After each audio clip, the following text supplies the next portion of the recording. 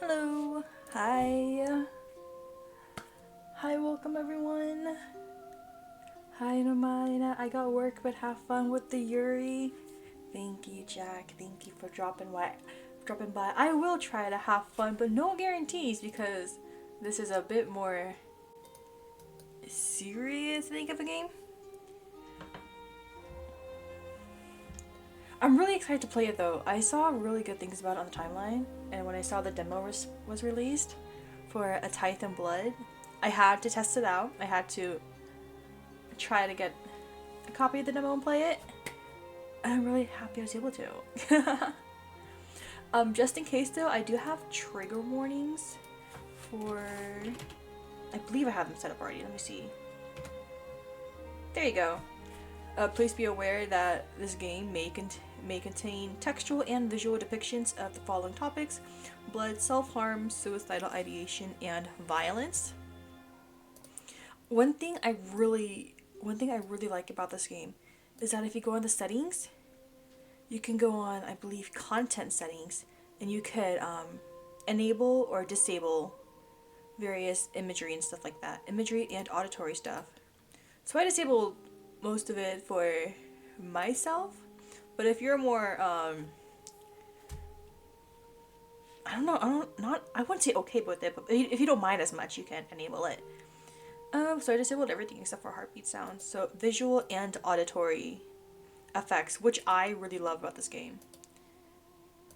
And the characters seem to be voiced as well, so that's really exciting to see.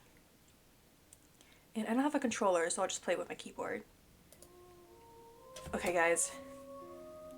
I'm kind of nervous, but I'm also really excited. I've been wanting to play more GL games, so when I saw this one, I had to try it out.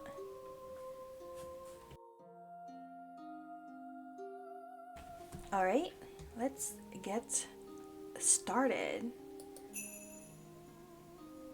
Kind of curious.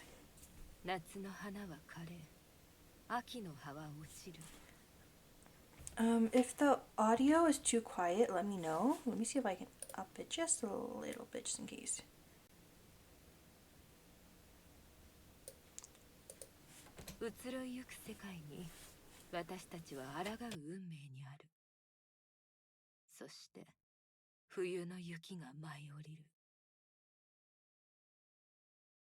It turned red. The text turned red. Is it like a reference to the title? The blood part?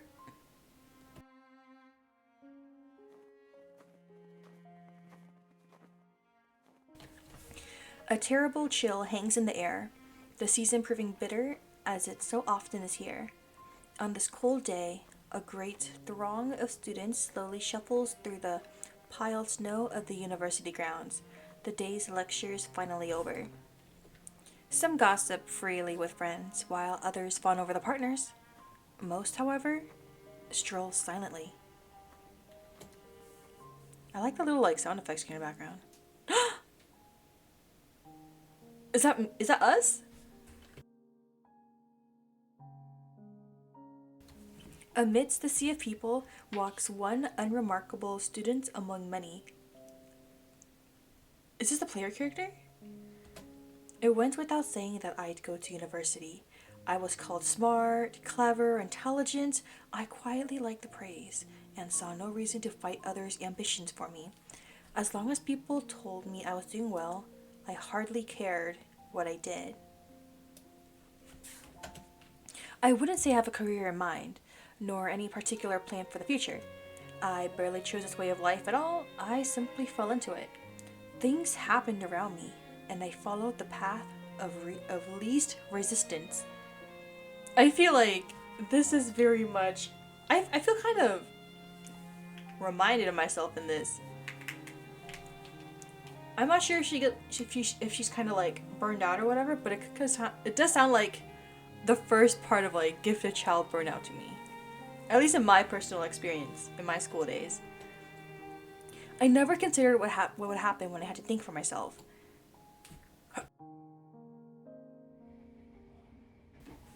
The train rattles and shakes as it trundles along the desolate city outskirts, the air inside stifling from the heaters.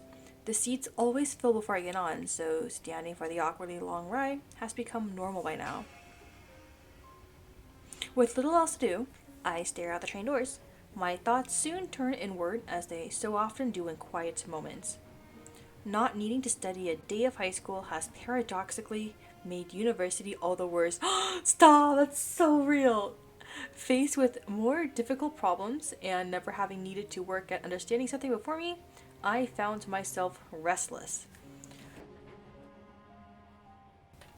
My study habits were already bad before college, but it's so real how university it's a lot more than that. One might turn to friends for support, but my nature always seems to drive others away. I always got on better with teachers than other students in any case.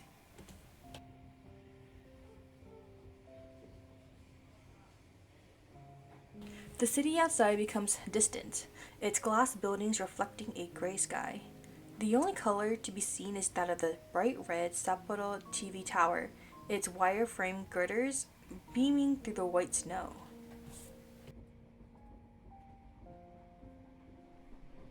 Not having traveled outside of Hokkaido. Oh, that's Hokkaido, okay. It's difficult to view life here in an objective sense. That remoteness hasn't hurt the city though, having every convenience store one could hope for despite its distance from Tokyo.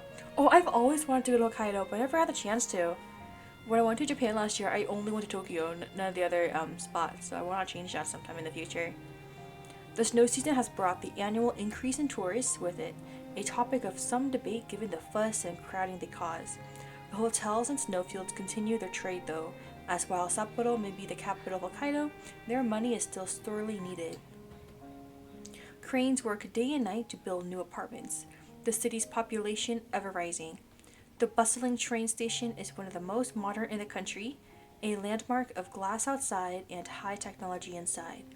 Even the trains themselves are kept in eerily perfect condition, as if every trip were the first of the day. Sapporo never stops changing in order to keep up, as if locked in a rivalry with Tokyo's modernity. Oh, okay. Is any of this right? I couldn't really say. Like me, everyone keeps going about their day in this ever changing city, even as the past disappears around us for modern developments, new businesses, and more money. That place now passing by the train window is where I was born. And where I expect to die. Okay, maybe it's a little grim right now. Perhaps it's fate that I live in this grayscale city. So fitting is it for someone like me.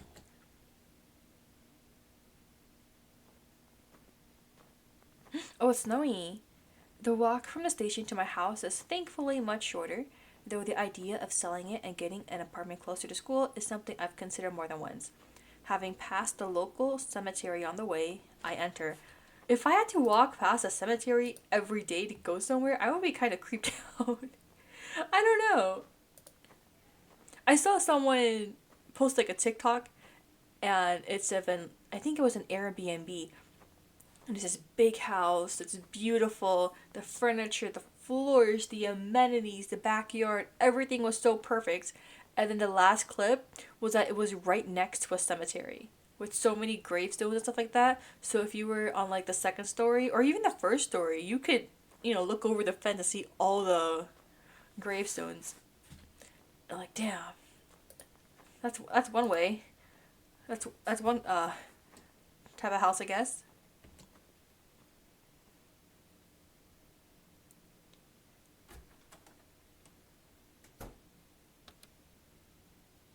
Having slept off my shoes, the patter of feet on wood echoes about as I enter the spacious living room. A flimsy plastic bag carries dinner from the nearby convenience store in one hand, while the well-worn messenger bag for school remains strapped over my shoulder.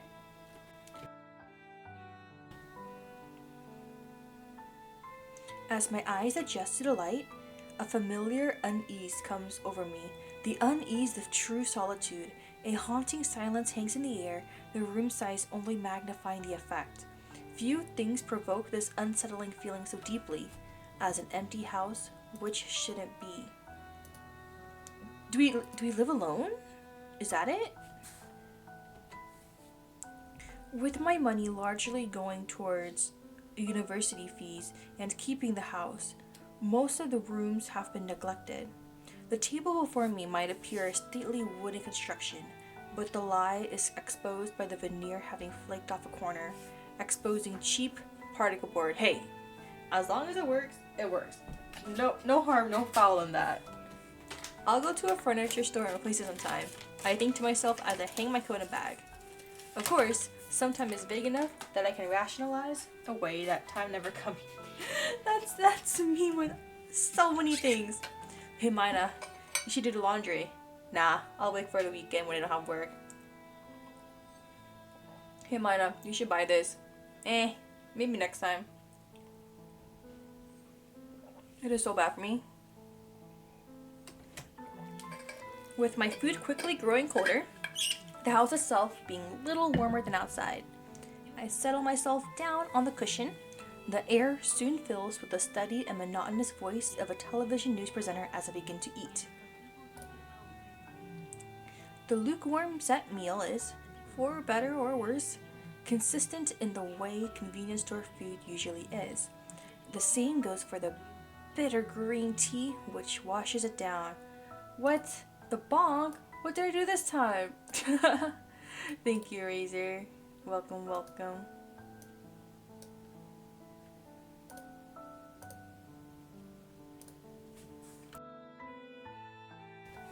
The occasional click of chopsticks is all that serves to punctuate the uninteresting news report.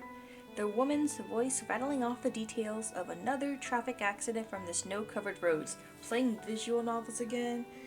This is like my biggest personality trait. Me and my visual novels. It's okay.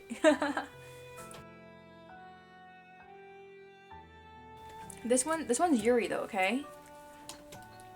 A routine day, much like any other this year. My attention beginning to drift from disinterest, my eyes settle on the cardboard box to the side of the table. I half-heartedly considered throwing it away, but like most, I decided to use it for storage. For what and when, I hardly know. Look, you never know if you need more storage, or if you need to, like, mail a package, right? So, having cardboard boxes, I have some too. I'm just looking around my room now, like, oops. It still has the shipping label attached now that I look at it. To think that one thoughtless order of an otherwise nondescript book from some second-hand store would change so much of my life. One thoughtless order of an otherwise nondescript book. What kind of book is it? The idle thought confirms the plans for the evening. Putting myself to work in order to calm my nerves, I turn off the television and sort the remnants of dinner into burnable and recyclable trash. With that, I take a long breath and head for the study. Even as I walk up the stairs, I become acutely aware of the sensation from the bandages of my left arm. A permanent reminder of this grim pastime. What? A lavish room is revealed as I enter. The musty smell of books and old furniture hanging in the air. The haphazard collection of antiques and oddities is the result of a year haunting local antique store and online marketplaces. I know there's people who like the smell of old books and stuff like that, or the smell of books in general.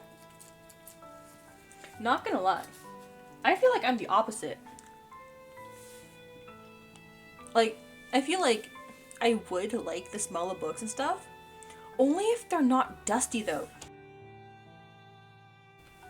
I feel like when I'm around like old books or new books or whatever, and you flip through the pages, especially with the old books, it gets so dusty, I just sneeze. I mean, I don't mind books like that. I read books in physical form all the time.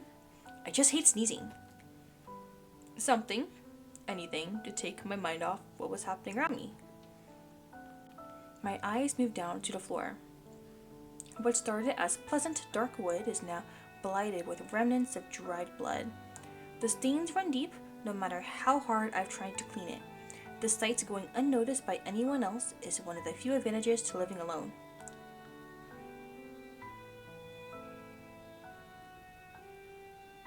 What is that? How do I...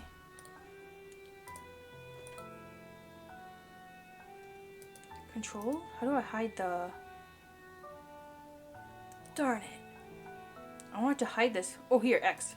There you go. What is this? Stepping around the faded remnants of chalk between the wood panels, I stride over to my desk.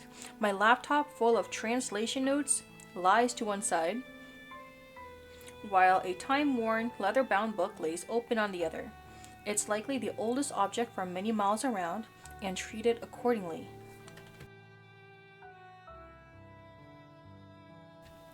Assorted notes on the nature of blood magic. Blood magic? The title alone made me curious, a curiosity which soon developed into obsession. Before long, that obsession turned from the intellectual to the practical. Wait, so we really did try to do the blood summoning. With some reverence, I carefully leaf through the pages. The words of the author, one Isabella di Mora, speak across the pages as I scan the page. Translating the Italian text has been slow going, not helped by its archaic form, but what progress I've made has yielded good results. Rather, it's been my body which has slowed me down more than anything else. Don't tell me she's like using her own blood and that progress has been slow because she doesn't have enough blood. Looking between the floor and book several times, I attempt to visualize the patterns needed to replicate Isabella's experiments.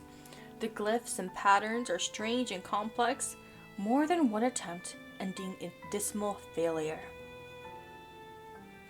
Realizing I've begun to draw this out to avoid the necessary pain for as long as possible, I set the book down at its open page and set about the preparations. Wait, we're actually going to do it?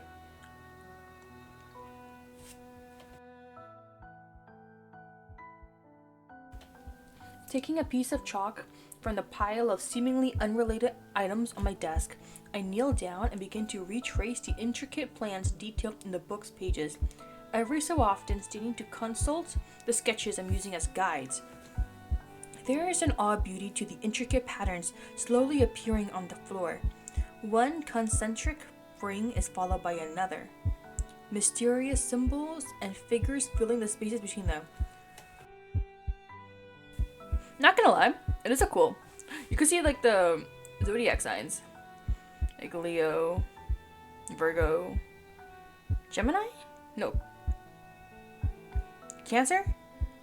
Taurus, Gemini, Aries, Pisces, Aquarius, Capricorn, Sagittarius. I used to have a really big zodiac phase. I didn't necessarily believe in it, but I would read my horoscope and be like, if it's a good horoscope, I'll have a good day, kind of like that. Isabella's process of experimentation and discovery, the results of a great mind imprisoned by her family, has been fascinating to uncover page by page as my translation progressed. Trying to replicate her results would soon prove even more intriguing. Slowly but surely, the detailing comes to an end and the last of the lines meet.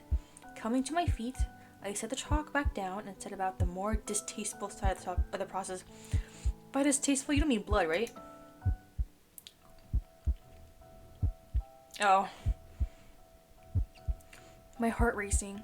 I pull up my left sleeve to well above the elbow, revealing the blotchy, cream-colored bandages stretching down a good portion of my arm.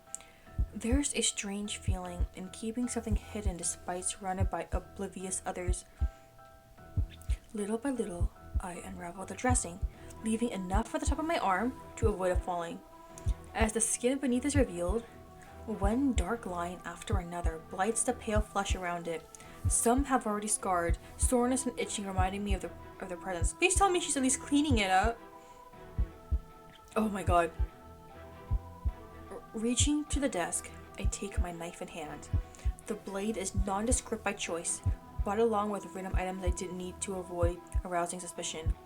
Bringing it to my arm, I hover above a spot below the last cut, in hopes of not interfering with its healing.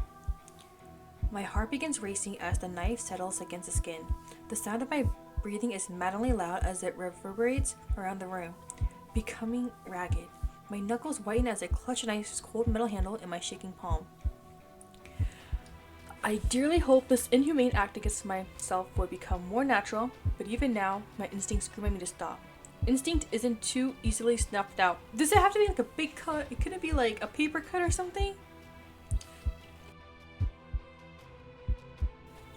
As the moon's light glints off the coldly utilitarian blade, I press the tip of the knife to the side of my arm. In one practiced motion, I'd overcome my body's bleeding and force myself to slice the blade across. Pain lances through my body and mind, the gritting of my teeth the only thing stopping my painful whispers from escaping. Oh my god. Oh my god. The tools drop done, I throw it to the ground and catch my arm tightly.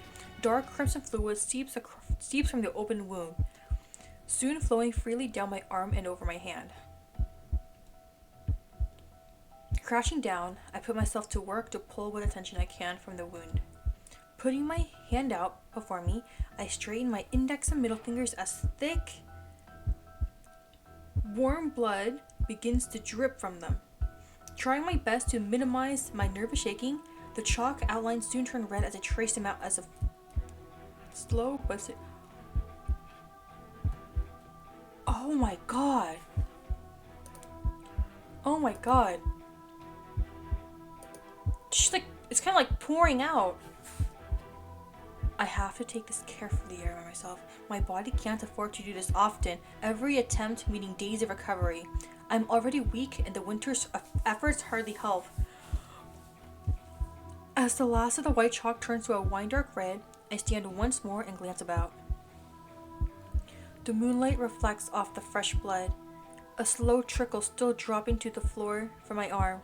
A certain dissonance strikes me between the messy red splatter strewn across the floor and the intricate Byzantine patterns they form. Byzantine? Wait, I need to look up what that means. I'm only familiar with it from the Byzantine Empire.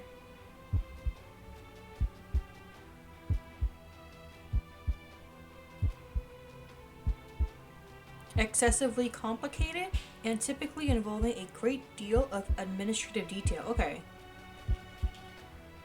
So very intricate. So similar to intricate, yeah. The panic thought of this being some descent into madness briefly passes my mind. What madman, crazed murderer, could stand in such a spectacle and think themselves sane? It's okay, it's okay. You have a goal behind this, right? You have a goal behind this, right? You're not just doing this willy-nilly. Rather than fear such thoughts, I treasure them as I close my eyes shut.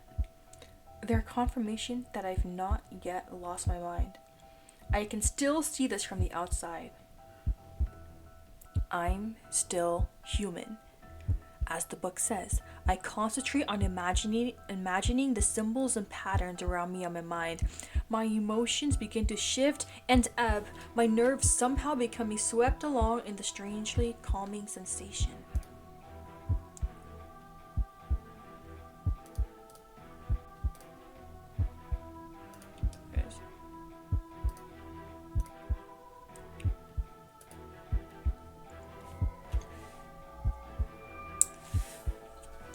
As if caught in a river, my thoughts begin to flow.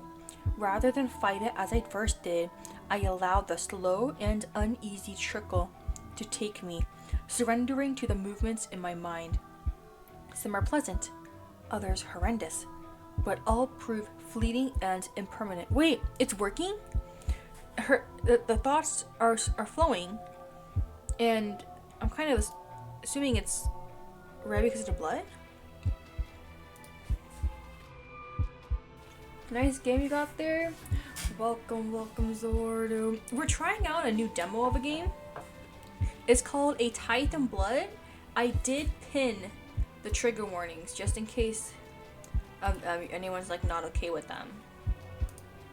So I would read the pin chat or type !TWS just to make sure, because there is some jaw-dropping stuff so far. Oh my god. Wait, is it working? What was a river soon becomes a torrent. Identifiable memories and concepts becoming abstract and indistinct. Thoughts, feelings, sensations all merge together in a surging rush.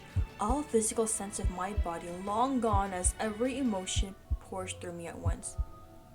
In the swirling and flowing mass, the bedrock below it all begins to sway in the swelling flood. My sense of self nudges and rocks at first, held by the deepest roots, yet little by little, against the surging flood. I. What, you what? Hello? Did we pass out? What? What? The soft grass gently presses against my cheek, the dew of early morning contrasting to the sun's warmth. My eyes slowly open, but my body feels too heavy to move. Far from being unexpected, it's now a familiar feeling. Oh my god. Wait, we are cute though, I will say that.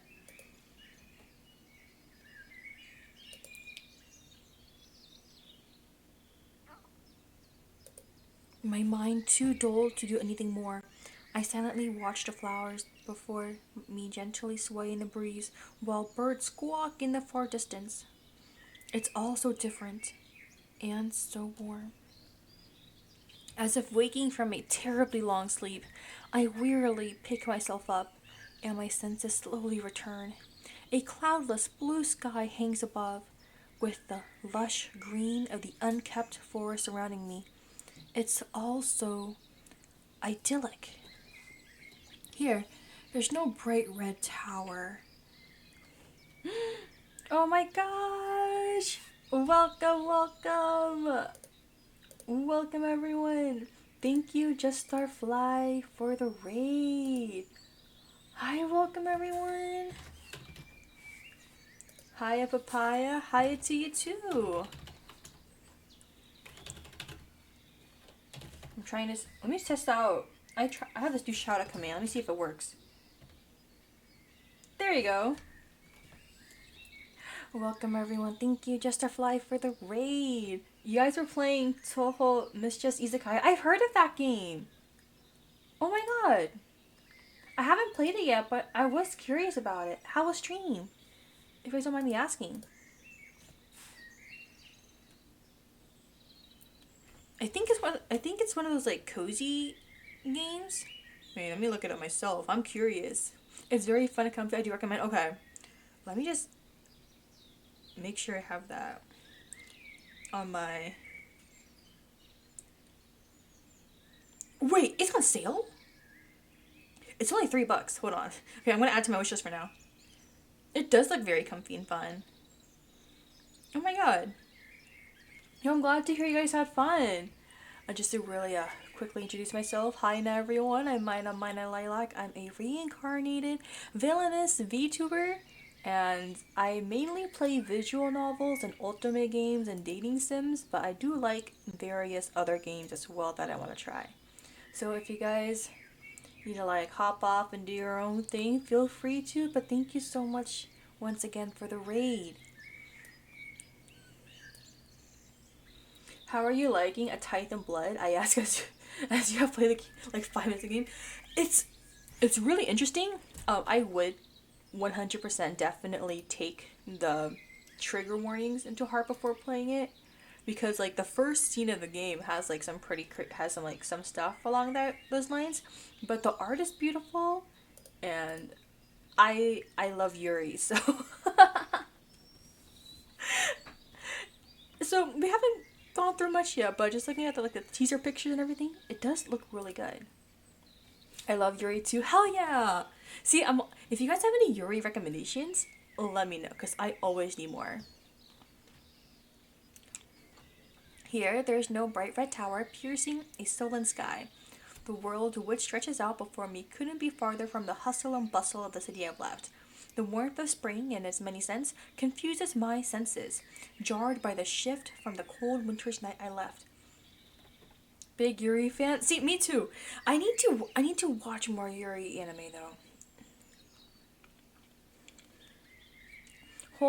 ho, woo, Yuri. Welcome, welcome to Syria. You came just in time for the Yuri, yes. Oh, you want Yuri Rex? You do not know what you have unleashed? I have a giant list? Oh my god. Send them my way. No guarantees I'll get to them anytime soon because I have like 10 games I bought like 3 years ago I'm trying to catch up on, but because right now I'm also playing Love Curse, and that one's really pretty and fun so far. The only blemish on the scene is a column of faint smoke from workshops in the far distance, peeking above the tree canopies. Have so much Yuri, not gonna lie. It's okay. The more, the better. Have you played any of the other studio and line? I have not. This is my first one. I was gonna check out the other games after. I just started Love Purge yesterday, so it is. I was like, what's going on? And then I see all these beautiful women. I was like, okay, I'll keep playing. I did see some like spoilers and stuff online, but it doesn't deter me from wanting to play the game. It's really like pretty and fun. I only finished chapter 1 of it though, so I have a long way to go before finishing the game. Asakawa Honoka. Wait, that's us. Is that us? Yeah, it's our name. Asakawa Honoka. The magic worked. I thoughtlessly say the words to nobody in particular. The nature of what I've done no less surreal to me now than the scant few other times I've successfully managed it. Wait, do we teleport to another world?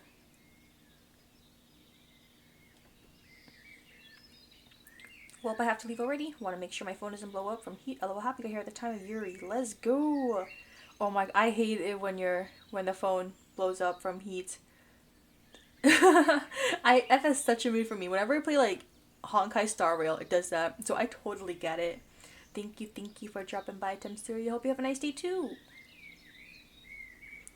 Unfortunately, my senses returning to me also means that pain is among them. I quickly set about rebinding my bandages lest anyone here sees the scars now, disfiguring my forearm.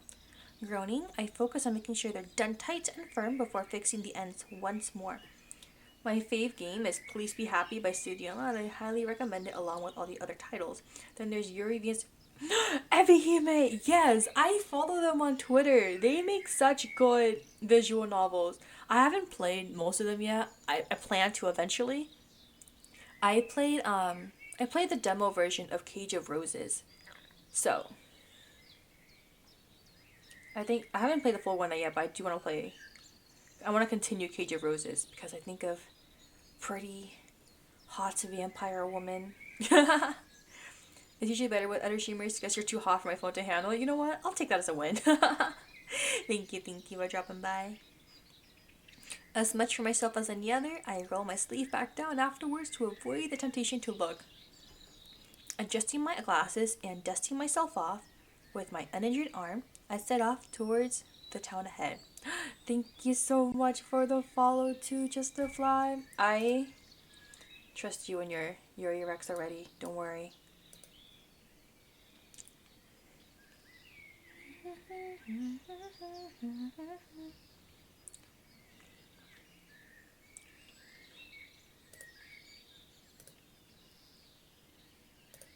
But I do want to play more Yuri games. I just like scratched the surface. I try to read more Yuri manga, but I want to digest more of like any media of it. The town of Sapporo. Wait, we time traveled? Wait, why would you want to time travel?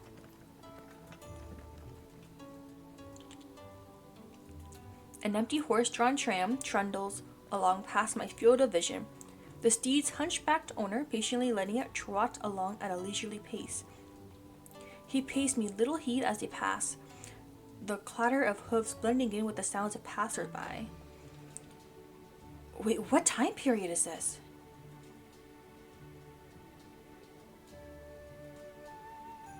Horse-drawn tram? Is this like 1800s, 1700s? What kind of... Wait, let me read more. The shadows are small, so it must be around noon. The flow of time here always throws me off.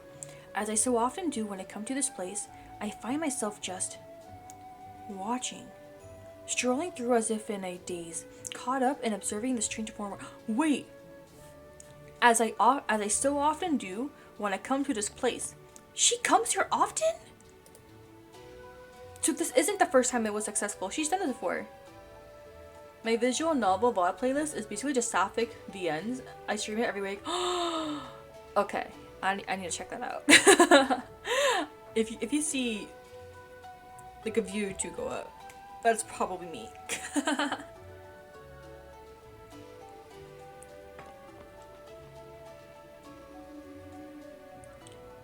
Because once I get through my current games to playlist, I will do more. I got you guys. Bum, bum, bum.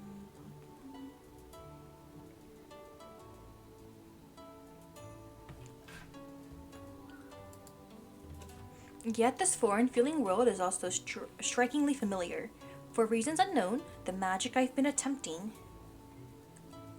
transference has reliably transported me here. When I should be in some other country, I instead arrived to the same location, but a century ago. Oh wait, we're in the 1900s. Okay. The strangely dressed newcomer soon lost her novelty to the people here. Few giving me so much as a passing glance as I go out the day. Words can't express how glad I am for that touch of fading. Wait, there's other people that stand up more than her? Perhaps I should be glad it's the Meiji era. My modern clothing would be just another strange dress to them. Some of those walking before me mix Japanese and Western styles even now, to varying degrees of success. I really like hearing about this time period. Like what it was like. The clash of like traditional and modern styles. I see it in some like manga I read. It's really cool. I think one of them is like, is My Dear Detective one of them? Maybe, I think so. A couple of children run by, happily chasing one another along the street. It all feels so different to the grayscale photos and dry documentaries about the Meiji era, or about history at all. The people here feel alive and varied, from the dour to the cheerful.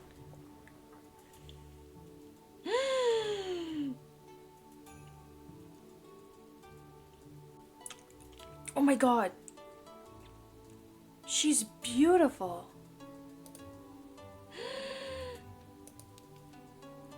Stop! My weakness. Pretty girls. My idle stroll comes to an end as I reach my usual destination. Outside the kabuki venue stands the brightest person here, happily seeing off someone she'd been chatting to before noticing my arrival.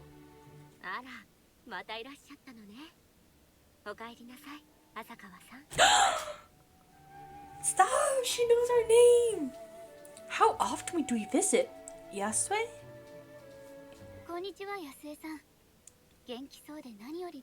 Yasue-san? Okay. 前にも言ったでしょ安江でいいってせめて一人くらいは堅苦しいこと抜きでおしゃべりできる相手が欲しいの Whoever voices this sounds so trustworthy and dependable. Like, I would trust you with, like, my life savings, you know? じゃあ私のこともほのかって呼んで That's literally Maina? Wait, what's literally me? Am I trustworthy and dependable? Is that it? I know. You don't have to tell me. I already know. Despite my best efforts, I wilt before her sunny disposition as usual. I'm hardly even able to make eye contact as I mumble my reply. Yasue takes the comment in stride, her cheeks hinting at the smile hidden behind her fan. I like the descriptions. It's literally me. I wilt before her sunny disposition. Of course I would. My arm suddenly aches from my wound, causing me to reflexively reach over and clutch it. Such pain is a constant reminder of the cost to get here. The tithe a normal person has to pay to mimic the magic afforded to mages.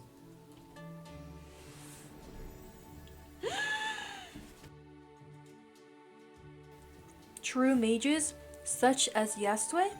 Wait, why won't she help you out then? Her magic is no less amazing to watch now as when I first saw it.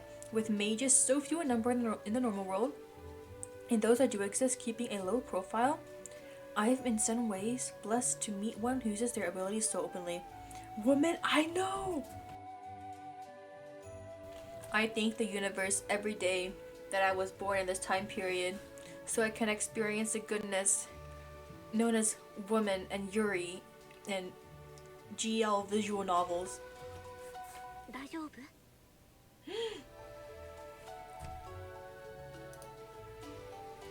I love how they gave the protagonist like a simple style, but she's still so cute. Like if we were the love interest too, I would 100% fall in love with you too. 大丈夫。少し疲れただけだか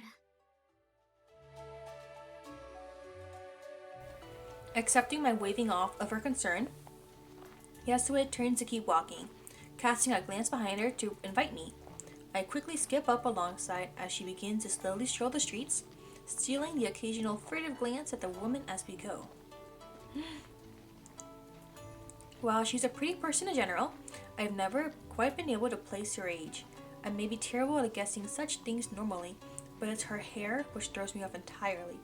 I'd call it a bleach white, but it looks natural despite her youthful face. Stop, it's okay, you don't need to guess. If you guess a woman's age, it'll bite you in the back.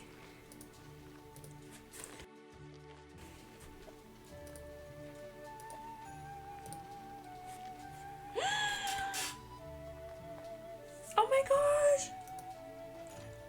I love how they animated us walking together, like us approaching her and then walking together. That's so cute. Finding myself self-conscious, I ran a hand through my bangs to neaten them before adjusting my glasses just so. I'm not particularly good at things like fashion, but for this one person, I want to put in some kind of effort. That is so real. That is so real. どこへ向かっているの？特に当てはないわ。今日の公演が終わったから少し散歩しようと思ったの。That's a date. That's a date. They're just walking and talking until they find something to do. Like, I don't care where we go. We can just wander around. I just want to spend time with you. Guys, I think we're set. 一緒に過ごせて嬉しいわ。でも疲れたらすぐに行ってね。隠そうとしても分かっているのよ。Wait. 無理をしてここに来ているのでしょ。She knows. She knows that we're time traveling, and she knows what we have to do to time travel. She does her best to make the remarks as gently as possible, but her point is made.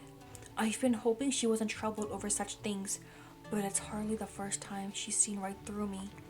何もかも夢みたい。札幌の街が100年前はこんな風だったなんて信じられない。遠い未来の方にはさぞ古めかしく見えるでしょうね。どうしたの？急に考え込んで。I like how the background earlier like flashed white and then transitioned to a new background. So it looks like we're actually making progress as you're walking around. なんでもない。ここに初めて来た時のことを思い出していたの。あの時のほのかったら迷子の子猫のようだったわね。この世界を見つけてくれたのがあなたみたいな女の子だなんて思いもしなかったわ。She called us the little lost kitten, and kittens are cute, so she called us cute. That's my train of thought. Yasue punctuates her observation with a churlish laugh, raising my spirits. As we head onto a side street, Yasue stops to greet a friendly hauler walking by. The man happily begins to chat as he adjusts the yoke across his broad shoulders, sacks of goods tied to either end.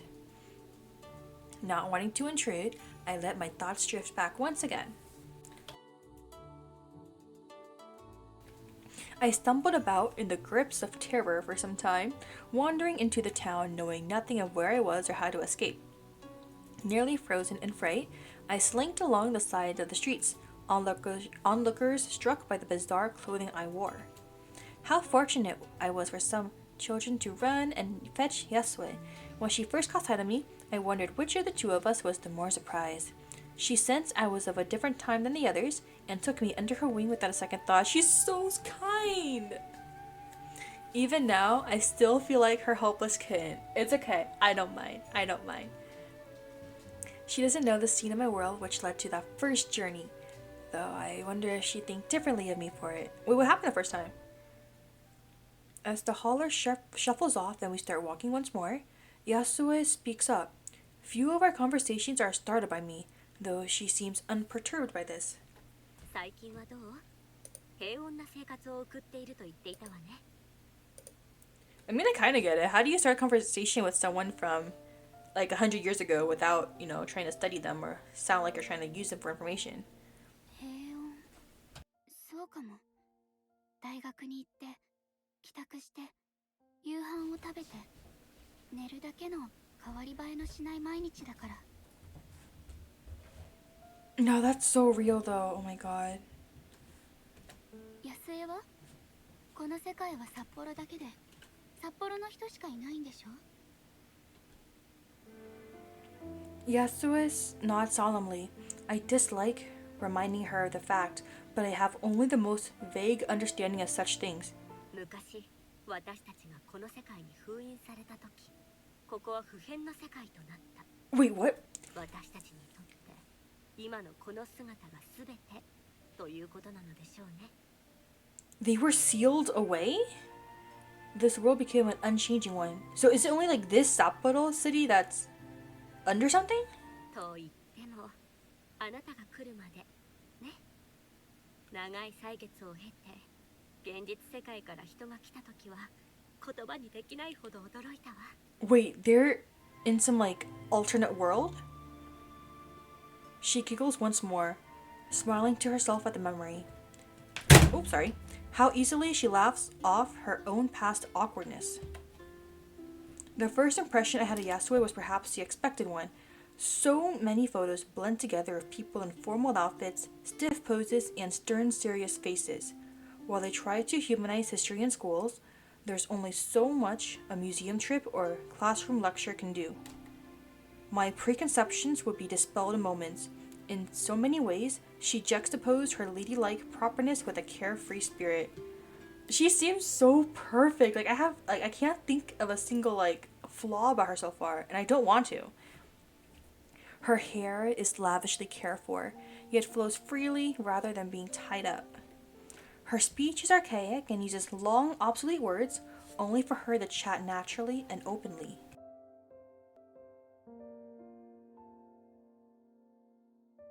She dresses traditionally, yet gestures widely and wears her emotions on her sleeve.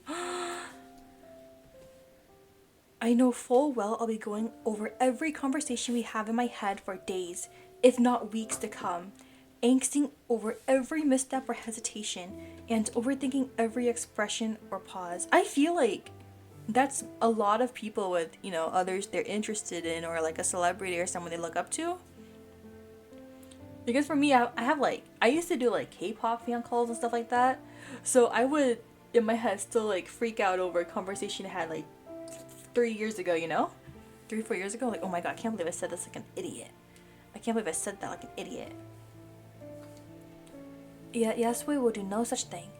Everything flows off her. It's graceful in a manner, albeit not quite in the way I expected that word to be used. For someone of an era barely past samurai and daimyo. Yeah, that's why I thought the game was 1800s at first. I was like, what era is all that stuff? がっかりさせたらごめん。でも私にできるならあなたをこの世界から助け出したいの。 A very random question, but do you plan on going to Offkai Expo? I really want to, but I can't. It sounds so fun. I have mutuals and friends going, but I can't go to that one. Besides, it's too late to get the flight and hotel and that stuff. I keep saying maybe next time, maybe next year, but that's just something we'll have to see. あなたは偉大な魔術師ではないでしょうけれど、知り合い本当に嬉しいと思っているの。この世界に初めて来たのがむしろほのかのような人でよかったわ。 No, I do have plans to go to other conventions though, just not Offkai. But wait, yeah, if she's a mage, why can't she do something to go? Not knowing how best to react to her praise, I bashfully look away. My driving desire to be complimented is one of my uglier traits. I can only hope it's one of the few things Yasue hasn't perceived of me. Aww. I soon realized I've begun rubbing my arm out of anxiety. For all her praise, I still feel as if I'm telling a lie by omission. How would a mage react to finding the one before them as some regular person mimicking their abilities through such methods? I thought she already knew though. Offkai is great, highly recommend coming. Studio and lawn maker of many Yuri games will be there. Totally not biased. Nah, you're good. No worries. Maybe next year. I don't know. It depends on my work too. I already called off 3 weekends for the summer. I'm like, do I have enough PTO left after that? We'll see. But I do have like various like mutuals and other VTuber friends going. I'm gonna get major FOMO seeing everyone talking about it. But if you're going, I hope you have fun too. If you're not going, I hope you're able to go to another convention or other event and have fun there too. 一つ聞いてもいいかしら。答えたくなければ無理にとは言わないわ。Mm-hmm. ええ。ほのかはおいくつかしら。あれほどの術を使う魔術師にしてはずいぶんお若そうね。She thinks we're a mage? Oh. Oh, about that. I feel you. There are so many places I want to go, but can't cause time. There are 3 cons and events that are each less than a month apart from each other. Yeah, that's one of the reasons I'm not going to Offkai, because I already have 2 conventions within the same month that I'm going to this summer. So that's so real. It's okay. It's okay. We can cry together. We can cry together over all the events we can't go. We'll live off of other people's memories of the place. The jump in topic forces me to think over the answer for a moment. I can't will myself to tell the truth when she gives such a convenient excuse not to. 少し前に20歳になったばかりかな。Oh? ということはまだ。She trails off before finishing her sentence, her expression concerned. I'm left at a loss for words, only growing worse as the spark of realization brightens her face. 安江？来て、後悔はさせないわ。Okay, I'll follow you wherever you go. It's okay, I got you. Once again, I find myself working to catch up with the cheerful woman. Dim lamps struggle to illuminate the tables around us, the izakaya's air filled with the chatter of patrons and a heavy scent of tobacco. With liquor flowing freely in so many in the tight space, the air is taken on a distinctly muggy feel. Many of the animated faces around us flushed a bright red. My gaze rests on the waitresses skittering from table to table, dainty feet and sandals tapping quickly to keep up with the pace of orders. It's a little uncanny. Everything about the experience is so close to a normal restaurant, yet just different enough to throw me off. Ooh, okay. I love izakayas and all the food and stuff. I don't drink, so I just stick with like water and food, but it's a very fun vibe. As always, I do my best to avoid accidentally catching the eye of anyone in particular. Yes, the way there's no such thing, instead looking at me with an indulgent smile. どういうこと？私の誕生日祝いならこんなことしてくれなくてもいいのに。At this, Yasue makes a show of pouting. Wait, is it 20 that's the age to drink in Japan? Is that why? ほのかはいつもそう。私があなたのために何かしようとすると遠慮するの。あな No. たの世界にも素敵なものはたくさんあるでしょうけれど、たまにはこちらの世界を堪能してちょうだい。遠慮してるわけじゃないわ。ただ大将、こちらのお嬢さんに地元のビールをお願い。 Yeah, I think it's 20. Oh my gosh, Honeka's gonna get her first drink. The man beyond the counter, as yet unseen, yells out his agreement in a hoarse voice. ちょっと待って、私20歳になったばかりだし、まだ飲んだことがないのよ。ならちょうどいいわ。今試してみましょうよ。 It's okay. If you get drunk, maybe you can trust her. I easily give up my protest in light of how happy she is to be treating me like this. I had been too shy to fumble my way through dealing with the bar, and I wouldn't know what alcohol would be good to start with in the first place. I only know this because of Bloom Into You! I love Bloom Into You. I watched the anime for that one. Just a heads up, there's going to be a 3-minute ad coming up. I don't know when, but very soon. I just got the warning. So make sure to like get up, stretch, grab a drink, do whatever you need to do. Our drinks arrive quickly, the old man, perhaps the owner, personally bringing the bottles and glasses to our table. Yasue doesn't notice my confusion as she stops to pull out the cork in each, even though I know these usually have bottle caps.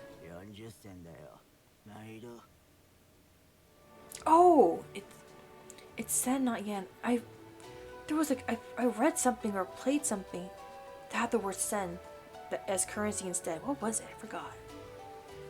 Yasue quickly obliges, passing him 2 odd silver coins. This is the first time I've actually seen sen being used. Regardless, the man cheerfully takes them before hobbling back off past the curtain. The light novel about one of the major side characters is so cute. I need to get there eventually. I need to get to the light novels. I've only watched the anime, so I still have like the manga and stuff to check out eventually.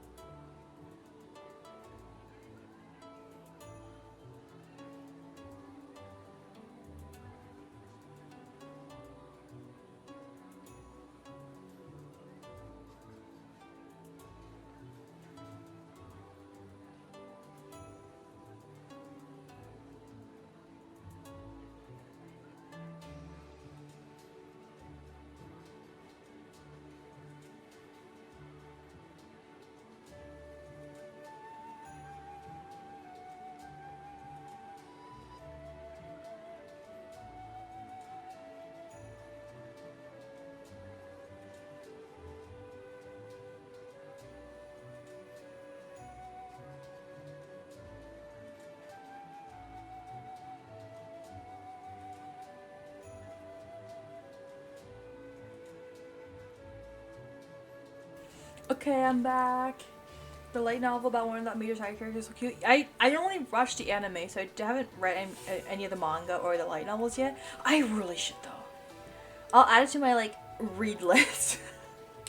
I don't know how long it'll take to get there, but I need to get on with it. But welcome back everyone. We'll continue with the game now. I hadn't taken her for a beer drinker, but she's clearly looking forward to this more than I, as she gives an eager smile. Trying to paper over my confusion, I quickly take one of the bottles in hand.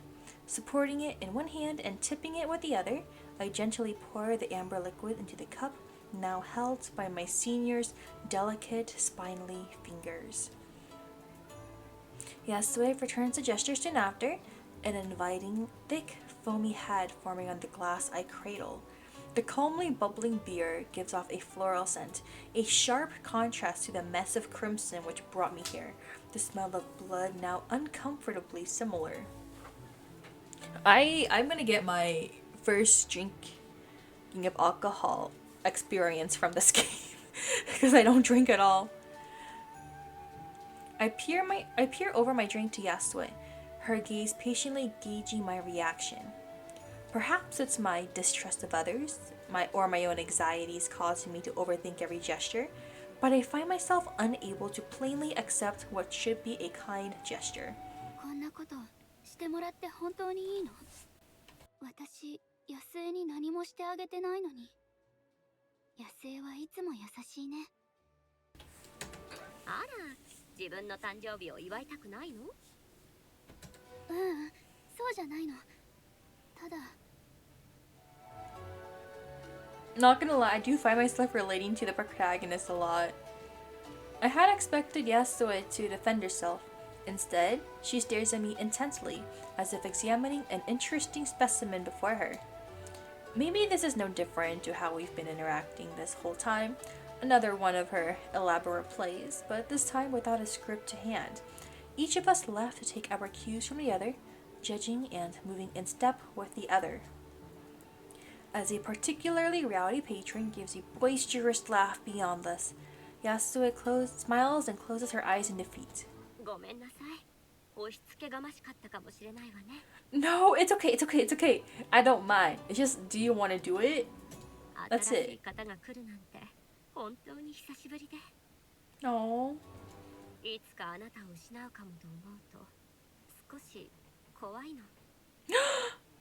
Stop! She's so sweet.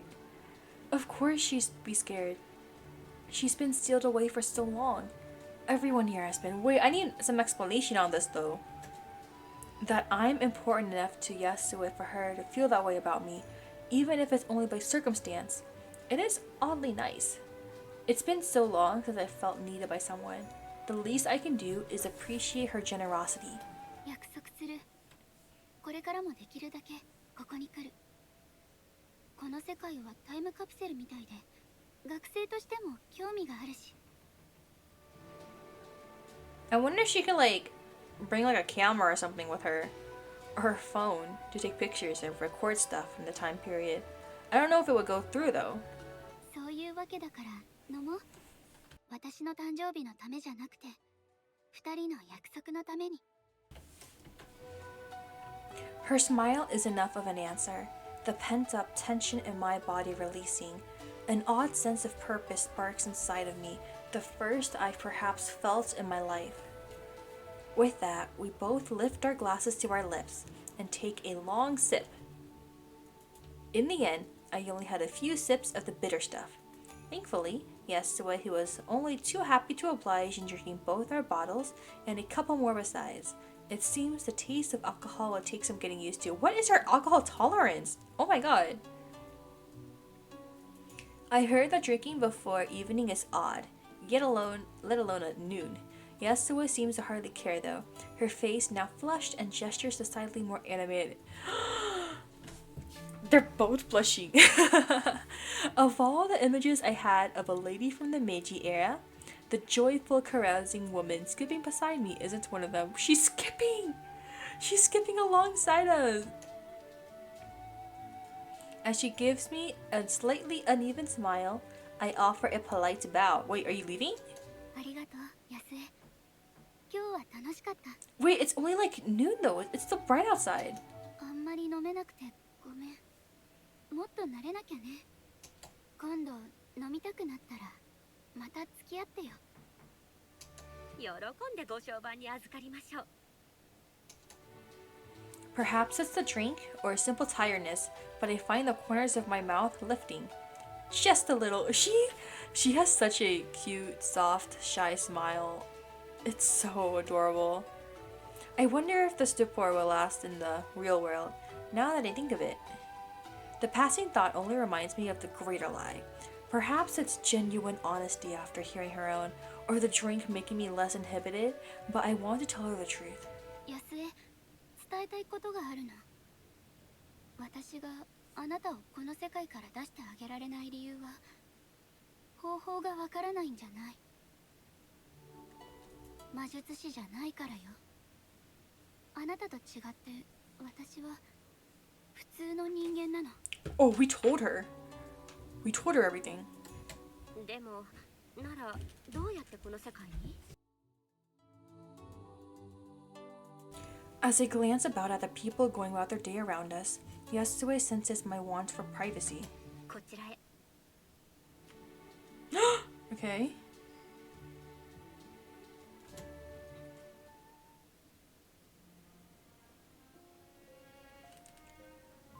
After a fair hike well beyond the town's limits, we arrive at the edge of the forest surrounding Sapporo.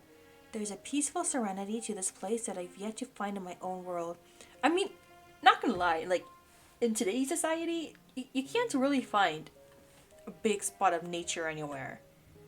Maybe there's like the occasional park, but they're usually like torn down for playgrounds and stuff.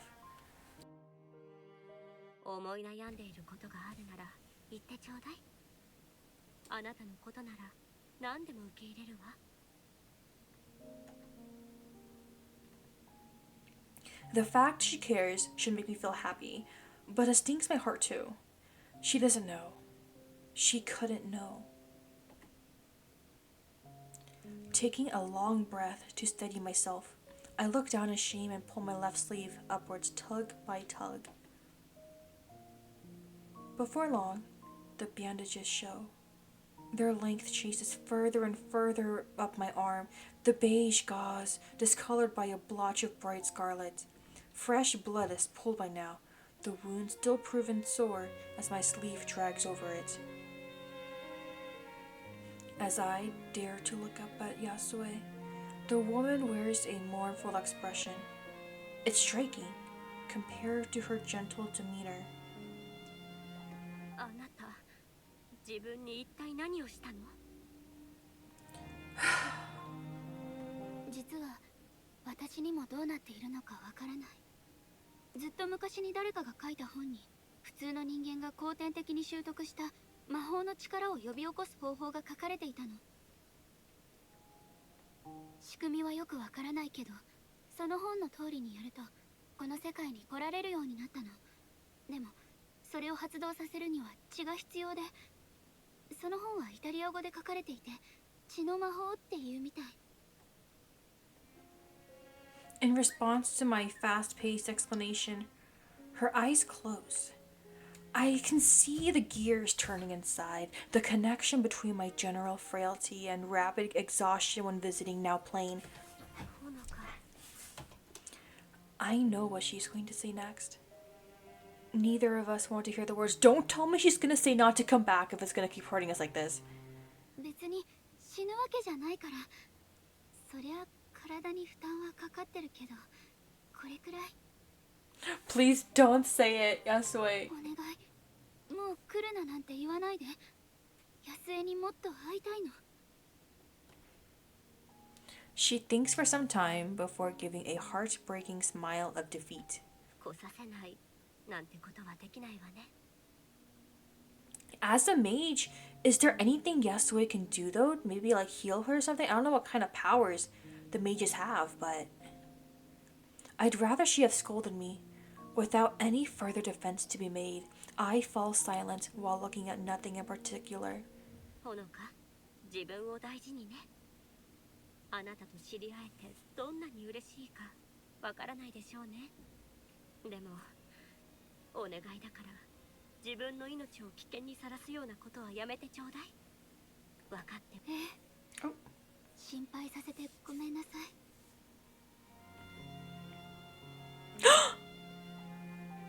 As I scuff my feet on the grass in angst, I notice Yasuo's shadow moving nearer.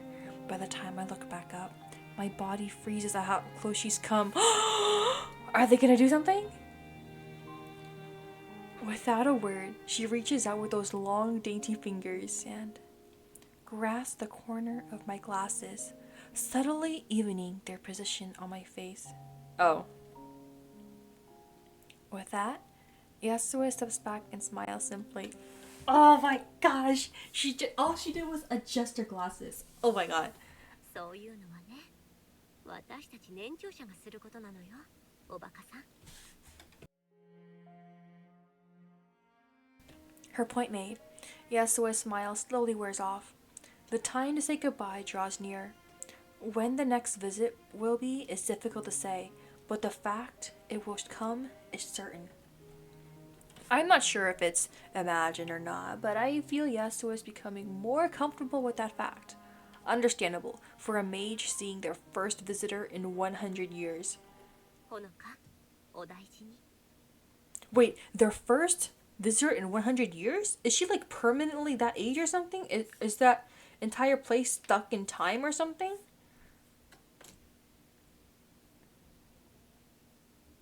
ありがとう。またね。I'm rooting for them so hard.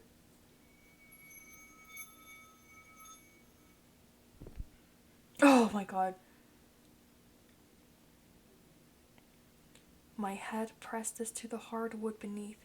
Its hard, cold surface rousing me. Blearily opening my eyes, I let myself stay in place as my senses slowly return to me.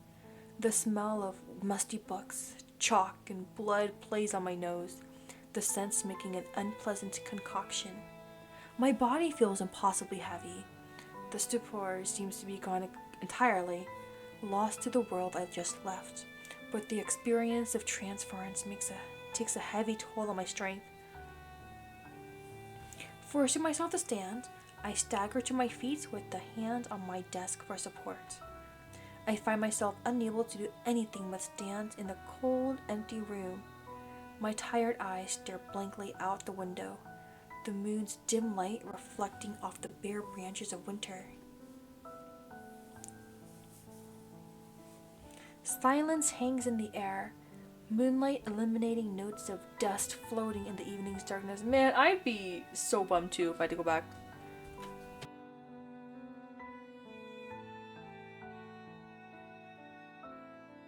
My head feels empty, no matter how hard I try to form so much as a fleeting thought.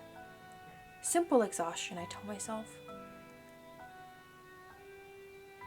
With little desire to do anything else, I begin the walk to the bathroom before settling in for the night. The floor still bears the scars of my work, the book which started it all laying open amid a disorganized desk. I'll get some cleaning supplies and wash off some of the mess, I think to myself. Sometime.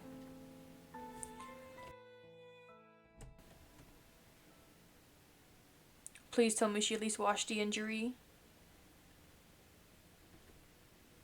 夏の花は枯れ、秋の葉は落ちる。移ろいゆく世界に私たちは抗う運命にある。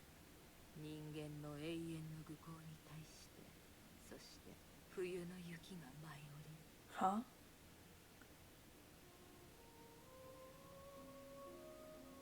Oh my gosh!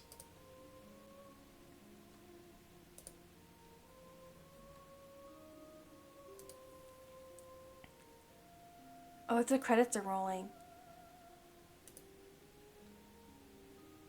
Wait, there's more after this, right? Or... Oh my god! It's so beautiful and ethereal and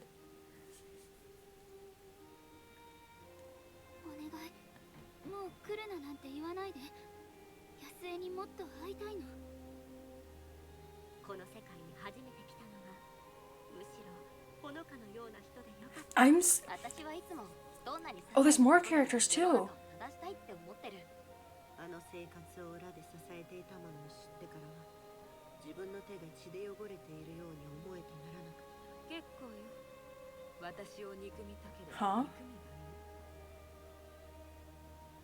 い。あ、タイズ・イン・ブラッド。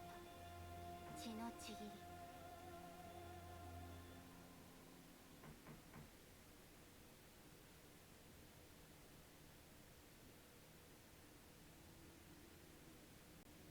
Oh, there's more. Okay.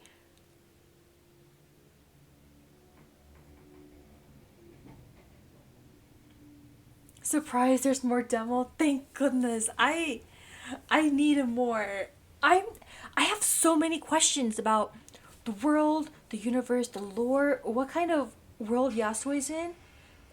She said, first visitor in 100 years, and I'm so curious. I'm usually not super into I'm usually more into the romance and the characters, but the world, the backstory, this game has it all. Like, I've been asking questions throughout, and I need them answered. Yo, welcome, Cal St. Lou. You're just in time. We're on the second scene of A Tithe In BlooD, the demo, a Yuri visual novel game. It is so interesting. Yeah. How we got kind of the blood magic going, how regular humans do it, but how do mages travel? Why can't Yasuo leave if she's a mage? What kind of powers does she have? With the taste of coffee from the station lingering in my mouth, I idly watch the scenery scroll by with weary eyes. Another day begins. My daily routine now so deeply ingrained that getting to the university requires little more than muscle memory. While I may want to visit Yasue again, practicing blood magic won't be possible until my body has some more time to recover. Until then, I have little choice but to live out another day in this world. It's okay. Today's society, I get it. Pretty disappointing. I don't know this game, so I'm gonna just watch. Yeah, the game's actually not released yet, so it comes out, I believe, mid-June. So I'm gonna see if I can get the full game when it comes out to finish it up.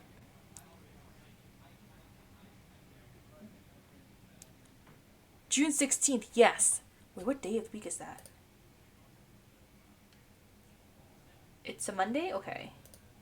I probably have work, but I'll see if I can play it pretty soon. I know! It's gonna be the longest 3 weeks once I'm done with this demo.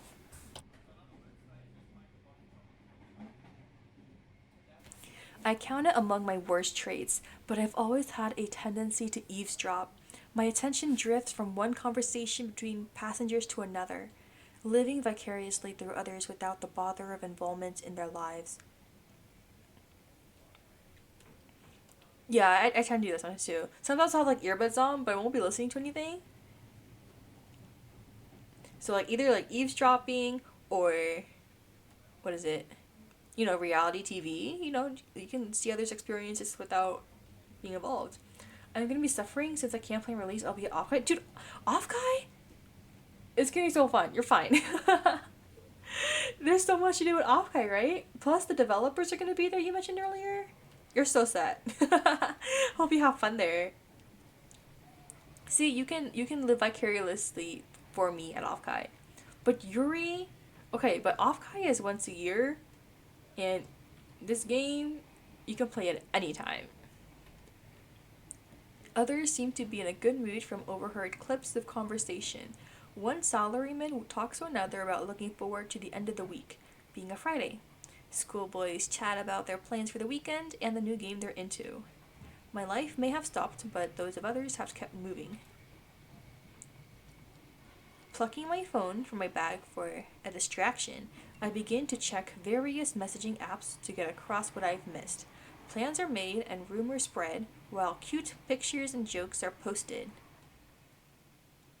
While I might have tried to keep in contact with friends from previous schooling, we inevitably drifted apart without the connection of being classmates. These days, such morning browsing just covers today's news and message board threads. That is so real. Everyone, well, it's a lot of people, at least from my personal experience, me and my friends senior year high school are like, we're gonna, even though we're going to different schools, we're gonna hang out, we're gonna keep in touch and all that stuff. But by the time a year of graduation passes by, I only talk to like a few of those people. And then we either have to like constantly think of ideas to hang out stuff, or we have similar hobbies to do stuff together. Like my friend and I, one friend of mine, we both like anime and K-pop, so we'll go to like K-pop concerts together, we'll go to like anime events together and stuff like that, and that's how we keep in touch.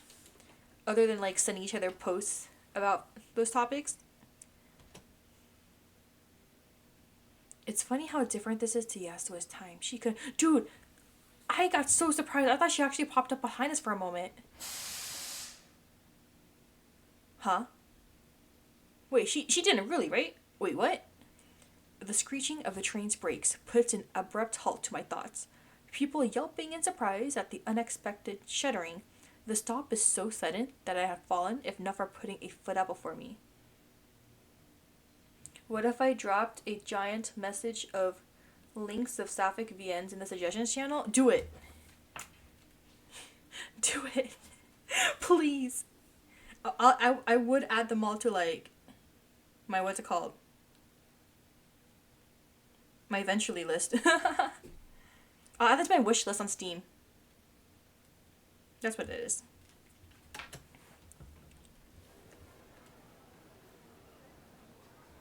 The momentary chaos at an end, I right myself and slip my phone back into my bag. Discontented passengers question, either the suggestions or the gaming channel, whichever one. I right myself and slip my phone back into my bag. Discontented passengers question and murmur as the train comes to a stop far from any station, soon quieting as a monotone voice from above echoes about the carriage.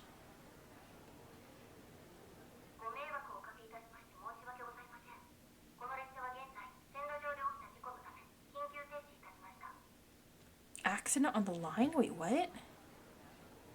What could it be? The short, almost curt message only causes more consternation among the passengers. Others around me begin to quietly chat among themselves, some wondering if a train ahead of us broke down or if the bitter cold has caused line problems. Some wonder aloud if someone's died, the scandalous excitement to their whispers barely hidden. Seconds turn to minutes, the train showing no signs of moving for some time yet. The more impatient passengers pace about the aisle, though most settle into reading books or phones. Yes! We love book reading. I'm always too shy to read books on like the train and stuff. I bought myself one of those like book covers so people won't judge me, but I'm still very shy about it. With the heat inside only growing more stifling, I look out at the snow-covered world outside with some longing. As I do, a movement catches my eyes from the tracks below. From the tracks below? There's no one. There shouldn't be anyone there. Huh? Catching a glimpse of blue, I realize I've seen something I shouldn't have. Blue? A man in light blue coveralls slowly makes his way along the gravel towards the front of the train, his face downcast. Dirty gloves hold a large roll of blue tarpaulin under his right arm. Let me look it up. Tarpaulin. Heavy duty waterproof cloth. Did someone... Oh no. I've seen that material in the news. There's only one reason it would be used here and now. I could guess why too.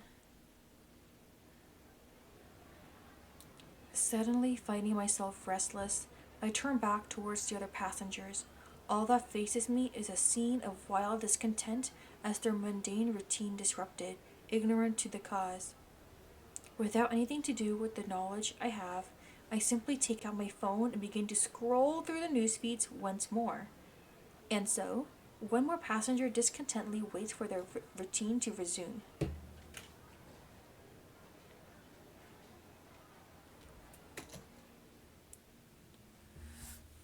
Oh man.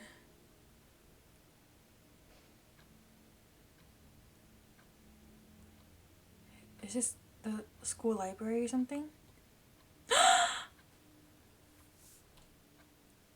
I love books. Let's go. The day slowly draws to an end, and my last daylight hours spent in the university library, as they often are. Honestly, the university library, it's a magical place for all students. You can like get shit done between classes. You can bring like a coffee drink or something in there too. And you can just hang out in there. If it's super hot or super cold, there's like AC and heating usually. The desk where the elderly librarian once sat lies empty, her shawl left draped over the chair's back as a small, perhaps unintended, tribute. Ever since she's retired, the school has struggled to hire another one. Really? I'll do it. I'm in library school right now, so maybe I could do it. The two of us had shared a silent agreement. I often remained in the library long past closing time, allowed to study while providing the quiet company to the old lady as she worked to close up for the day. I enjoyed our quiet coexistence, free from expectations of more. As book sliding into place on a shelf ahead arouses me from my reverie, the new librarian busily working away. She's a librarian! She's so cute! The sweater does give librarian vibes, I will say.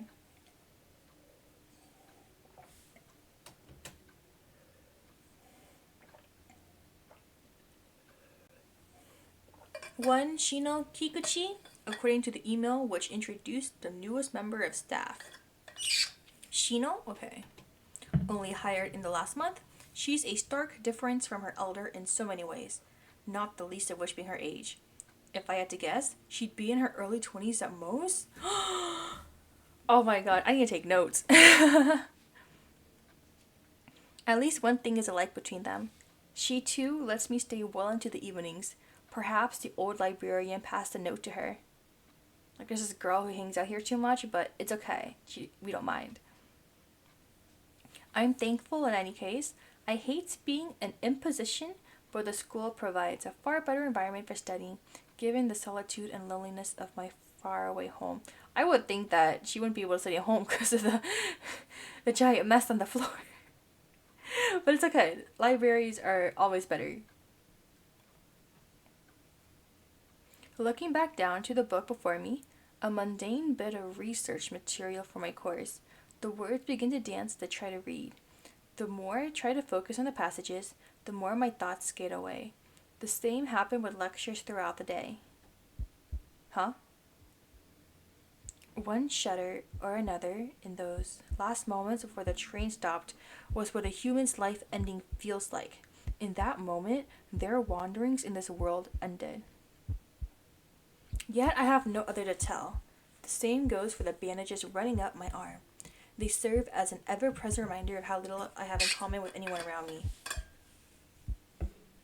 I feel like that's very relatable. Like, I don't have much in common with, people around me. I have this very niche interest and niche hobby. But at the same time, I don't know if the method of traveling back there is something a lot of people would do with the pain required, もっと早くに言っとくべきだったよね。付き合ってくれてありがとう。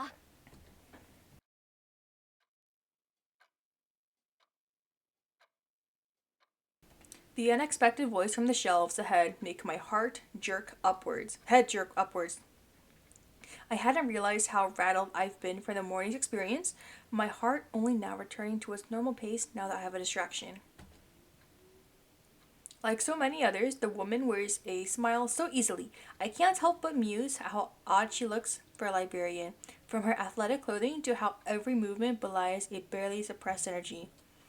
I feel like librarians have their own sense of style too, especially like children's librarians.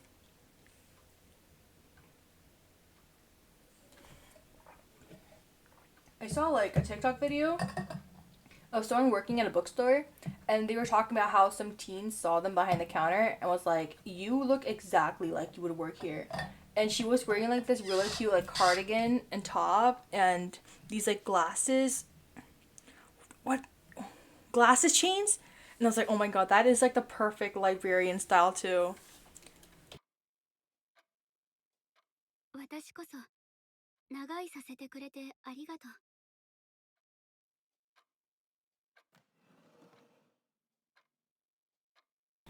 Evidently bored of her menial work in shelving books, Shino takes my reply as an invitation to have a proper conversation. Setting down the book in her hand, she comes over and spins a chair about, sitting herself sideways in a rather inelegant way.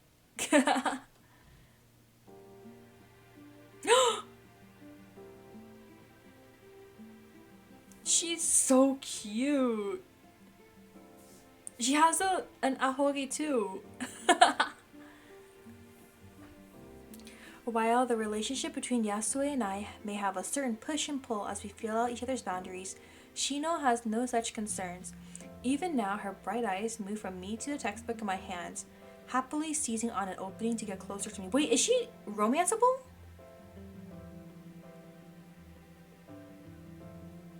Or...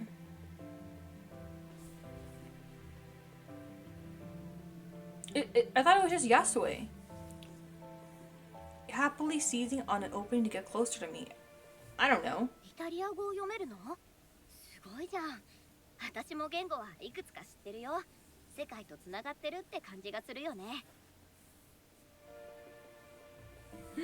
Okay, one way to find out. Gotta keep playing. そうかも。私は単位のためだけど。 Wait, what are we majoring in? So she wants to chat. That, too, is a difference between Shino and her previous librarian. One I like rather less. Oh, she doesn't want to talk, okay. Something throws me off about her, all the more so now that we're close. I can't quite put my finger on it, though, making me feel bad once again for being so distrustful against someone so friendly. As if in answer to my want to end the conversation, a playful ping resounds from Shino's pocket. Her hand dives into her pocket, quickly retrieving her phone to examine the message. Her face lights up as she starts reading, the woman looking like a child given a new toy as she begins scrolling through something or another with her full attention. I don't particularly mind. We all have our appointments and such. A minute or so later, she fumbles with the on-screen kana keyboard, slowly dragging her thumb across the grid to carefully type in her reply. Noticing my slightly baffled staring upon sending her message, she gives a grin. Okay, that's so real though. I always send so many typos. I have to like stop and like manually fix them before sending a message. こういうのって本当にすごいよね。一昔前はただのチャットスペースだったのに、今じゃサイバースペース全部がポケットの中に収まるんだもん。世界中の誰とでも簡単につながれるし、図書館の蔵書も丸ごと収容できちゃう。 She sounds so amazed. I would have guessed she's like from Yasuo's timeline or something. What an antiquated way of speaking. I've never heard cyberspace used by anyone. At least not without a thick sense of irony. Without intending to, I let my confusion show on my face. あれ、なんか変なこと言ったかな？ No, nothing at all. 別に。ただ、最近はみんなスマホに慣れてると思ってたから。Mm-hmm. I would think that too.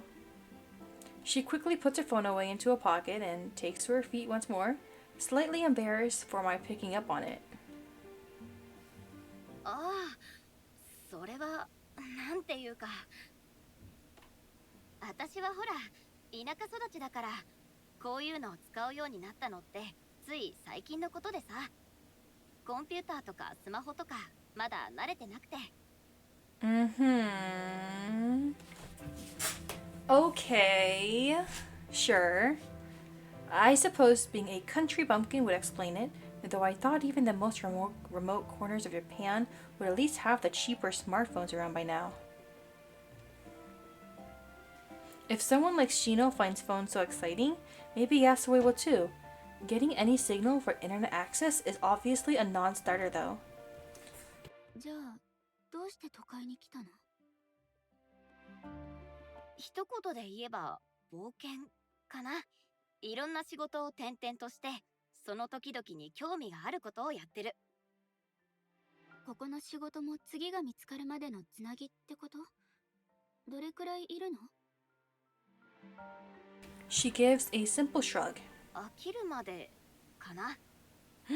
But it's books though. Books are so fun. I don't think you'll get bored of it, don't worry. What an odd attitude. I vaguely heard of people who drift from job to job as their whims take them, but this is my first time meeting someone like that. I'd be lying if I said I weren't a little envious of her approach to things.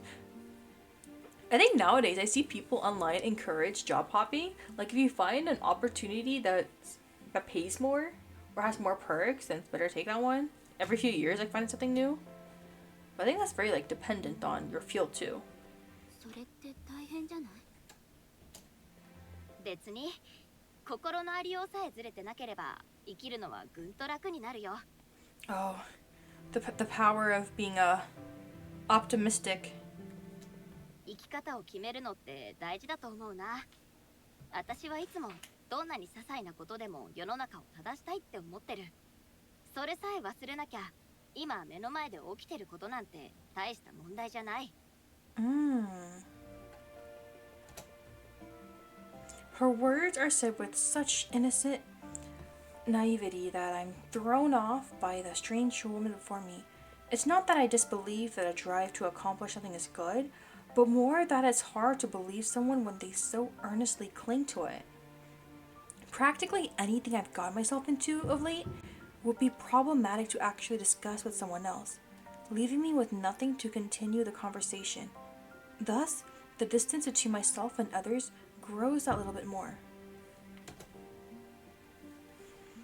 That isn't to say the carefree librarian is wrong though. If there's any cause, any single thing I can believe in, it's freeing Yasue from that sealed world. She of all people doesn't deserve that fate, and I alone have the knowledge to even find her. Like the entire thing about the sealed world is what I want to like learn about and grasp about. So is it just the town that's sealed? What happens when someone leaves the town?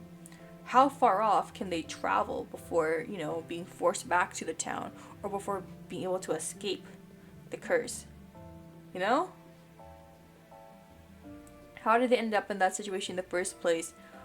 Was Yasue part of, what happened? Because, of course, she's a mage. And we haven't met any other mages in that sealed town. I don't know if there are any other sealed mages in that sealed town. Okay, time to continue. I also love how at various points of the story, even when we're talking to other people or other things happen, we always have Yasue in our minds. Prompted by the thought of Yasue, my mind soon begins wandering of its own accord. If Shino wants to talk, I might as well try to get something useful out of her. Is she gonna look surprised? Yep. ついこの前、医者をやってる魔術師の記事を読んだの。それでちょっと気になって。 So there are mages in the society too, but I think it's mentioned earlier that most of them hide their identity. What happens if someone's caught to be a mage though? Does it affect their livelihood? Is it anything like, those same witch trials in that kind of society? I don't know. That's not entirely a lie. The odd news article or documentary about mages catches my eye these days, now that I do know one. Shino shifts about, discomforted by the subject. She quickly tries to paper over her reaction upon realizing I've noticed. I'm saying, I feel like Shino is one. That explains her unfamiliarity with technology, right? 気になる存在ではあるよね。珍しいから実際に魔術を使っているところなんてなかなかお目にかかれないし。それもそうだけど、全く違う人生を歩んできた人がすぐそばにいるのに、誰もそれに気づかないって不思議だなって、そう思わない？ It makes me curious too, because do mages in this society have super long lifespans too? 平均的な魔術師は普通の人とあまり変わらない。なのに魔術に不信感を持たれちゃうのは残念だよね。この町の魔術師は目立たないようにしてるみたいだけど。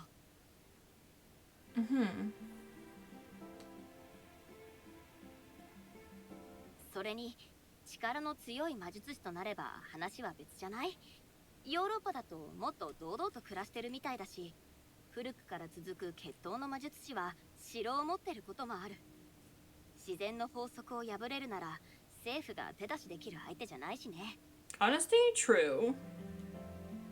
In Europe, they live way more openly and have ancient bloodlines who own whole palaces. Does that mean that mages can, give birth to more mages? And that's how they're able to get their bloodline?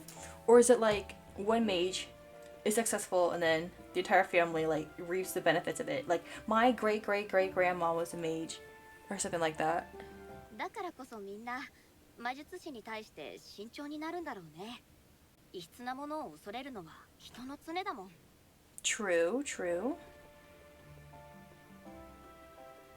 I can only imagine how powerful a mage must have been to steal away a whole portion of the world, the entirety of Old Sapporo and its people, carved away from reality and lingering for an eternity. How anyone there hasn't gone mad is beyond me. Is everyone in that town aware that they're living in some sort of like time loop or whatever? And if they're living there for eternity, is it still possible to like die in that? Like if there's someone like falls into a river or something like that? Shino's earnestness is no less visible on this topic than the last.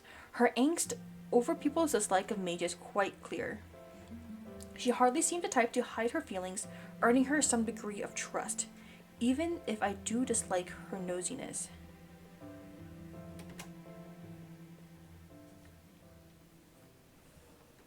Realizing the time is getting on as the sun begins to set further, I file away Shino as a potential source of information as I get up and slide the book into my bag. もう帰るの？疲れすぎないうちに帰らなきゃ。今日も長居させてくれてありがとう。いつでも大歓迎。広い図書館で一人きり延々と本を片付け続けるだけなんて寂しいもん。 There's only one librarian? There's no like library assistants or anything? Like imagine like shelving like hundreds and hundreds of books. I used to volunteer at my library. I would like cry over that. Like what do you mean people return so many books? And there's people who take books off the shelf and then just like leave them lying around or put them on top of the row. It's so annoying. Like bro, the gap is right there. Put the book back in. With that, I give an appreciative nod before pulling my coat from the seat and slinging it over my shoulders, my bag following before I start shuffling out of the library. It wasn't a lie that I needed to head back before I got too tired, but the reason goes unsaid. Tonight, I'll renew my efforts on studying my other reading material. If I'm to devote myself to some cause or another, then that cause will be something only I can do. My concerns already begin to feel fleeting as I focus myself on the task ahead. From now, my purpose in life will be freeing Yasue from her gilded cage.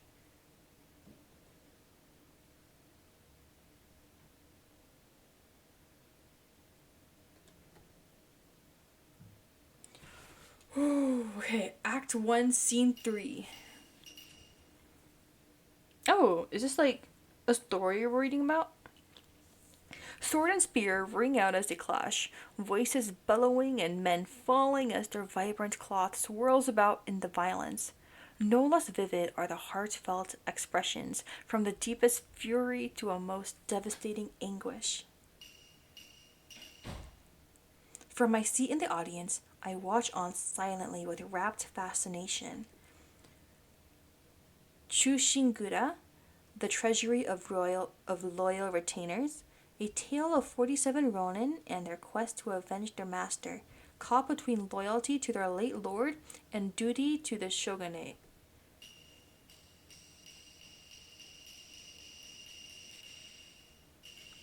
Is this like a play we're watching? The story reaches its bloody conclusion, the villain cut down and their lord's spirit at peace. For going against the shogun, however, all will sacrifice themselves for their deeds. It's a stirring performance, the actors' heartfelt cries and gestures feeling more visceral than any picture on a screen. Like most my age, I thought theater was a little old-fashioned, obsoleted by movies and TV shows. How wrong I was. I really want to go see more theatrical performances and musicals and stuff like that. I've only gone to one, I think one in the past year. And it was Shrek the musical. The musical was good, but I do want to see more. The crowd's applause, joined by my own, echoes about as the heavy curtain draws across the stage. Another fine work coming to an end. The play is apparently frequently performed here, being very popular in its time and a favorite of Yasuo. Oh, we're visiting Yasuo right now. It's no wonder either. This is a heartfelt tale of honor. In an era in search of a cause, in the tumultuous upheaval of a feudal society becoming a modern imperial power, it's inevitable that many would require a simpler, somewhat fictional past. Villainess dropped. Oh? Oh my god. Oh my god.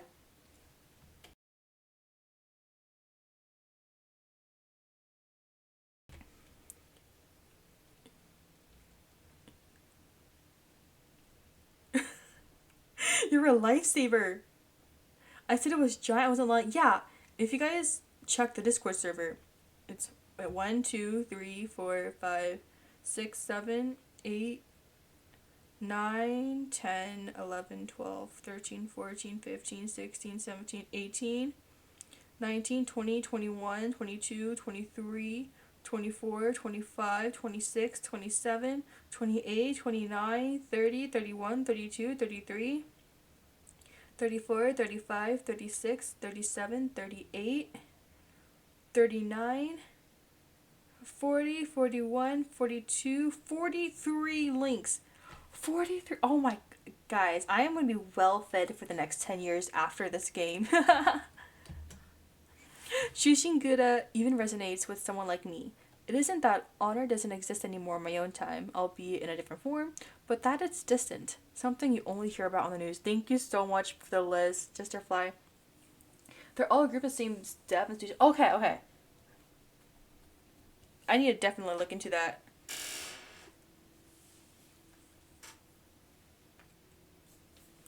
I feel like I can try to get like at least one a month. We'll see. Or maybe even play them off stream and then record it, but they look so good. Some of the teaser or the preview pics popped up.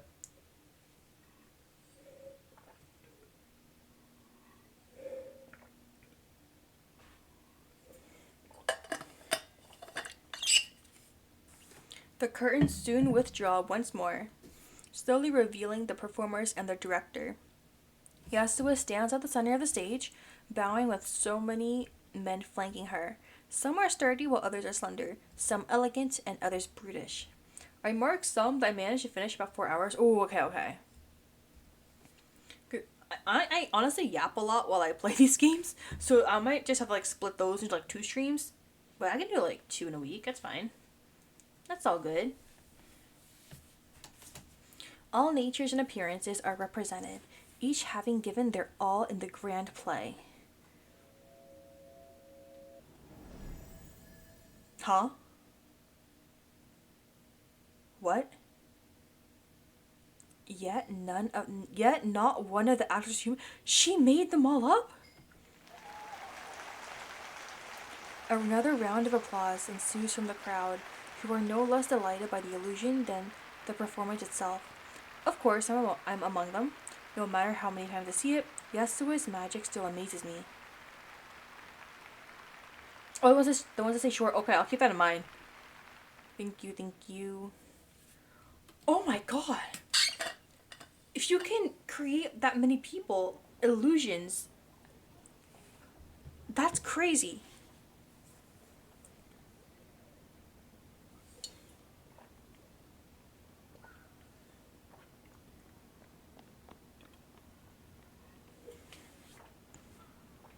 little to occupy myself with following the play and little desire to intrude in the lives of others, I quietly wait for Yasue outside the large venue, a task made easier by the cool night air.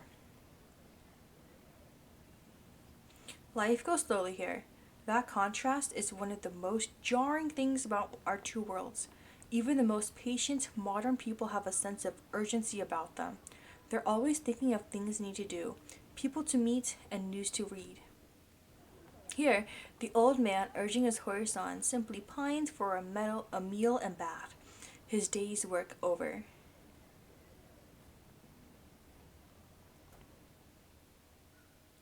There she is! I love how the BGM changes when she pops up. Like we're finally reunited with our beloved. As Yasue finally leaves the venue, I call out to her. The way her shoulders relax a little when she sees me waiting doesn't go missed. That's such a sweet thing to notice. Yes! ええ、とても。普段歌舞伎や舞台なんて無縁の生活だけど、それでも感動したよ。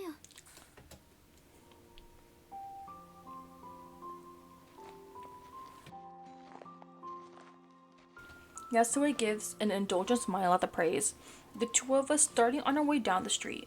It's hard to believe that the road we walk is the very same one I've so often visited downtown, the street layout uncannily familiar. Even as we walk, the odd passerby gives an appreciative bow or word of thanks to Yasue. Her only response each time is a humble, almost shy bow. Yasue must be one of those grand mages Shino mentioned, yet she herself never mentioned how powerful she was. Honestly, I think that's something like very powerful, like humble people do. I love that for her. Far from finding herself flustered by those around us, she instead turns to me for conversation. 一つ聞きたいことがあるの。現代でもまだ歌舞伎は人気があるのかしら？私の劇場はまだ残っていて。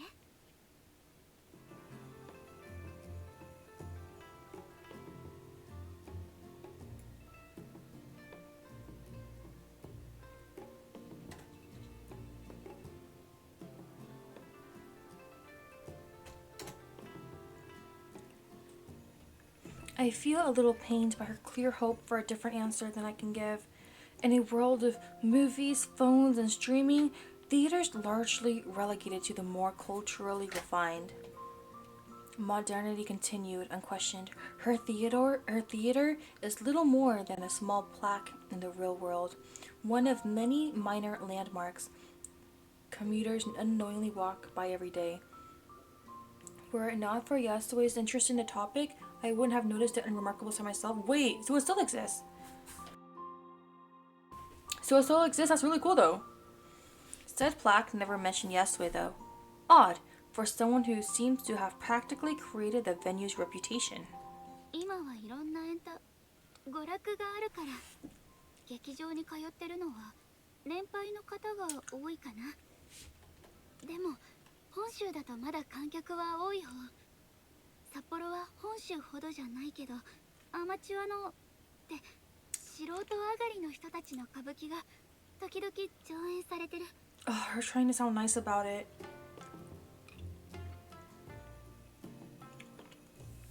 I try to put as positive a spin on it as I can, but the slight clouding to her expression is enough to see I failed. It's difficult to communicate just how much she's missed in over 100 years, much of it harrowing and depressing. Trying to move the topic to more palatable ground, I speak first. ねえ、いろんな魔術を使えるのに、どうして歌舞伎に使おうと思ったの？ Yeah, that makes me curious too. 魔術師というのはね、時々妙なことをしたがるものなの。私たちの本質は普通の社会ではあまり受け入れられないものだから、関わりを持たずに生きているうちに変容していく。でも皆が私の術に目を輝かせているのを見て、歌舞伎をなりわいにしようと心に決めたの。妹にも普通の人々と関わっていきたいという思いがあればよかったのに。 Oh, she has a sister? Is her sister a mage too?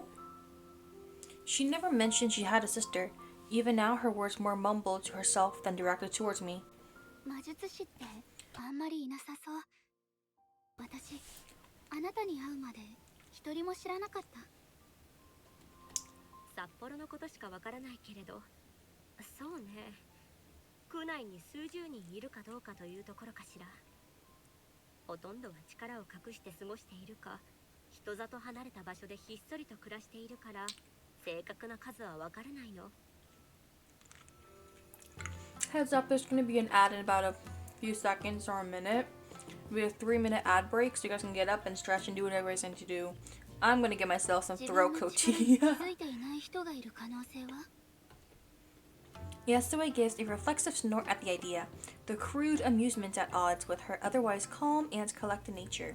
She soon answers my confused reaction. それは考えられないわ。視力に気づいていないも同然だもの。魔術師が自分の魔術の感覚に気づかないなんてありえないことよ。あ、そうなんだ。ごめん、私本当に何も知らなくて。そうでしょうね。でもあなたはこの閉ざされた世界をやすやすと行き来しているようね。Wait, how does she leave? Does she just do it like randomly, or? Because she left last time and she just was it just disappearing? Did she will it to come, or does she like pulled or forced back? Okay, I'll be right back in 3 minutes.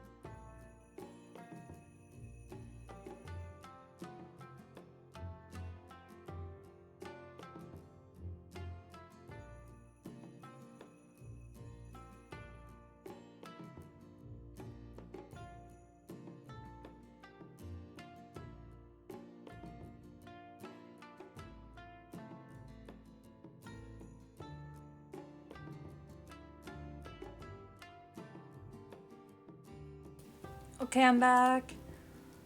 Time to continue and see more Yesue. I think to myself about how to communicate such a thing, ending up with another clumsy analogy as Yesue had used. 一言で言えば石を握ってるような感覚かな。手を離すだけだから元の世界に戻るのは簡単。 Oh. でもこっちの世界に来るのは地面にある石を浮かせるような感じ。今は確実にできるけどやっぱりまだ実感は湧かない。って言えば分かってもらえるかな。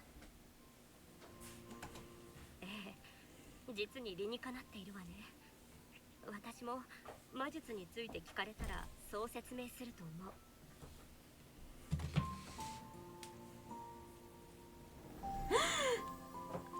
With this, she emphasizes her point by conjuring a fan into her hand. Her eyes are glowing too. 魔術は物理法則に反するもの。私たちは現実を否定しているわけだから、現実は何であれ、魔術を使われることに反作用を生じさせる。Oh. だから魔術の効果を維持させるには力を込め続けなくてはならないの。ほのかの言葉を借りれば、石を浮かべておくにはしっかり握っておくというところでしょうね。 That kind of makes sense. I think so.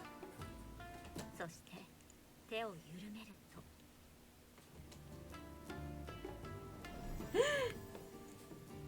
With this, her fan dematerializes in a moment. Dude, I wish I can do that. Imagine just like needing something and you can just like conjure it any second. That'd be such a useful power. 石が地面に落ちるということ。もしかしたらほのかは自分で思っているよりも魔術のことをよく Oh my 分か god, ってい she's るの more か of a もしれないわ mage. ね。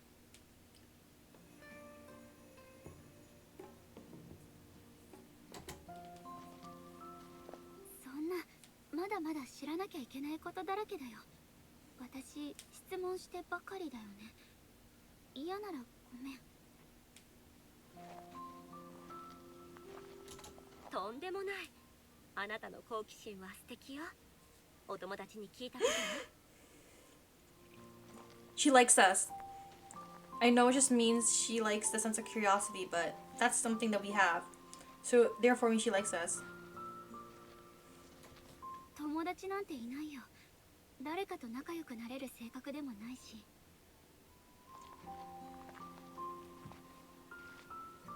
I know it's like partly delusions, but I think it counts. あら、私にはそうは思えないけれど。 Okay, that's just your you though. 実はね、この世界に来るのがわざと年だけを積んですっかり傲慢になった年寄りの魔術師だったらどうしようかと心配していたの。 It's okay, I'm not like that. Don't worry. She gives an earnest smile to show her sincerity. Maybe it's only our being forced together by these strange circumstances, but having the company of Yasue is something I'm grateful for. For all she accepts my questioning of her, Yasue never tries to pry into my own affairs. Besides, everyone would seem approachable to her. So many walk up to Yasue in the street, the powerful mage thinking nothing of speaking to them as equals. It would be so easy to become aloof and arrogant with that kind of power. Yeah! She's so sweet about it. I love her for that. She is easygoing and has so many skills and interests. In every way, Yasue is a far better person than I. How unfair that it is. Someone like her instead of me would be cruelly sealed away. I feel like she'd think the opposite though. Yasue, she'd be like, oh, I'm very like grateful for our friendship and stuff like that.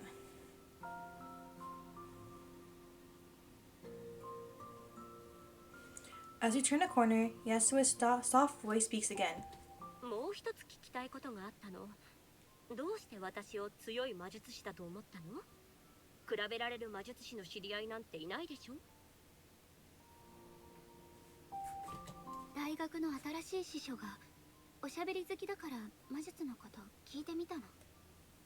I feel like 使うもののことは知っておきたいし。 I still think Shino's a mage.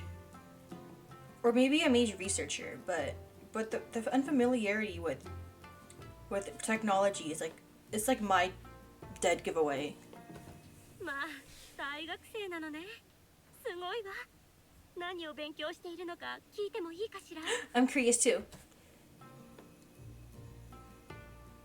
I'm a little taken aback by Yasuo's excitement, before remembering the context. University must have been rare to get into in her time, let alone for a woman. Hell yeah. 人文学よ。主に文学ね。 Literature. Is she more of a reader or a writer? I'm very curious on that part.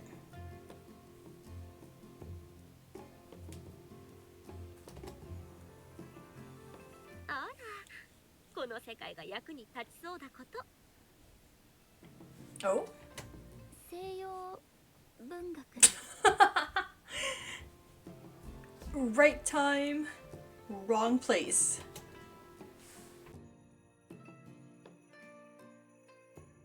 The pace of the conversation comes to a stop. Yasue left with an awkward smile. We almost find a common wavelength so often, only to miss by so little each time. Then again, if it hadn't been for my interest in European literature, I'd never have ordered that book on blood magic. I wouldn't have had the patience to slowly read through the handwritten pages either, my well-thumbed Italian dictionary at hand all the while. It's so cool how she's still able to like learn and translate all the Japanese. ここで聞いた情報を使わせてもらうとしても、参考文献一覧にどう書けばいいの？友達から聞いた話とか？ Mm-hmm. あら、友達はいないんじゃなかったの？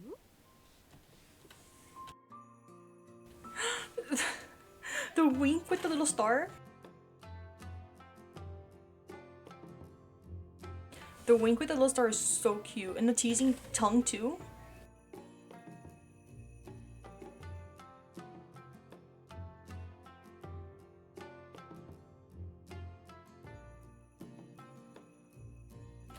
That was a cheap rhetorical trap, and her teasing face shows she knows it.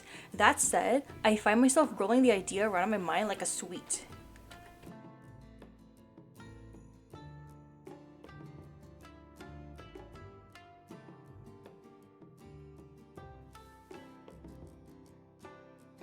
I like how you can go back by scrolling too. That makes it so easy. The thought suddenly comes to mind that I brought something along thanks to chatting with Shino days earlier. Wait, we brought something with us? My hand dives into my pocket to retrieve my phone, but before I can show it to her, a cheerful red packet slips out and falls to the ground first. Yasuo's curiosity takes control as she quickly stoops down and takes it in her hands. これは？ Chocolate! あ、それ今まですっかり忘れちゃってた。チョコレートを持ってきたな。 Oh my gosh! Yasue hardly hears me, entirely captivated by the relic of my world, as she turns the packet this way and that. She's probably unable to read the English branding and unused to the modern packaging to begin with. It's a little charming, actually. She's hardly shy about her bewilderment, instead happily playing with the foil edges and trying to make sense of the slogans and marketing. I played this demo when it first came out before they announced that it would have JP voice acting when I was like half asleep, and I remember like none of this. Also looking back to change the scene from being in the day to be at night. Oh. So that's something different. Yeah, I do. I love the voice portions. It takes it easy on my throat. Plus, they sound so cute. They sound exactly how I imagine them to be. チョコレート聞いたことがあるわ。確か東京で売られている薬だったかしら。それがとうとう北海道にも来たの？ Maybe not medicine, but これは薬じゃなくてただの食べ物よ。お菓子って言えばいいかな。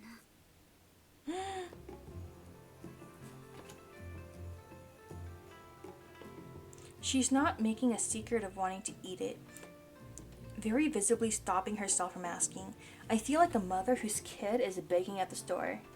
食べていいよ。高くないものだし。She introduced us to, well, we had her first alcohol with her, so now now she's gonna have her first piece of chocolate with us. I don't know if that's an even exchange, but hey, why not?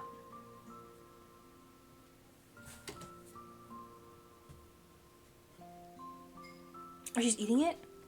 I'm a little startled by how quickly she begins to work on the wrapper and how clumsily she rips it apart. It's easy to forget just how ingrained so many everyday things are to a modern person, like the specific ways packets are designed to open. Did they kiss yet? Not yet. I'm really hoping so too. Welcome, Chudu. I know. We got the teaser image, like when they were going through the credits and stuff. There's a CG of them kissing, but we're not there yet. I don't know if it's gonna be in this part of the demo because we're still in the beginning of the game, kinda. But welcome. You're in time for the Yuri. No sooner does she take a mouthful of the chocolate inside than her face lights up in delight. とっても甘いのね。 She continues munching away, raising her free hand to poorly hide her chewing mouth. 現在 Yuri, hell yeah. 本当に素敵なものがたくさんあるのね。 So Yasue has a sweet tooth. I wonder when sugary treats reach Hokkaido, he might have only ever had bean and rice-based confectionery. Sugar would be terribly sweet compared to anything she's had before. As she savors the last few morsels from the packet, I reach in and take the phone from my pocket once more, usually having left the charging when I came here in the past. I knew it. I was curious why she never brought her phone or a camera until now, but now she has. And I don't think she has to worry about, you know how like in various time traveling series, characters will like go to the past and accidentally change the past and they come back and in the present time is, you know, all funky and stuff like that. I feel like here, because Yasuo and everyone's stuck, you know, in the town for eternity, I don't think that would happen because they're isolated from the rest of the world. Yasue gulps down the last of her chocolate as they bring it up between us, her puzzled face reflecting off its shiny black screen. She jerks back a little in surprise as the screen lights up. Eager to see what she makes of it, I unlock the phone and hand it over to her. これは電話よ。電話？触っていいよ。この画面に触れたらいろんなことができるから。 I give a couple taps here and there to show how opening an app and such before Yasue gives it a try for herself. I don't think she quite understands it all, but her face lights up as she slowly gets the hang of it. Oh my god, take a picture, take a picture! You take a selfie! As Yasue fiddles about, she manages to discover moving things by dragging left and right and opening controls by tapping completely by herself. I'm surprised she worked it out so quickly, but I suppose she's still just human. It's not like I can understand how a phone really works, I just use it. I guess now the toxic Yuri is infinite. I know! She just travels back in time to see her beloved, and her beloved's like stuck living there. I think over 100 years it's been, based on what I've read so far. あら、これは？ Is this the camera? Yes! We're gonna take a picture! As she lowers the phone for me to see it, it seems Yasuo has managed to open the camera app, the viewfinder currently pointed down at her feet. 最近の携帯電話はね、カメラとしても使えるの。ほら、このボタンを押せば写真を撮れるよ。 Yes! The idea seems to have stumped and already perplexed Yasue.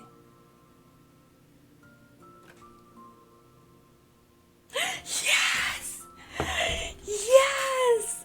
Oh my gosh! I knew I was hoping for this moment. Oh my god. Yes! This is a win for Yuri and Yuri kind, I swear.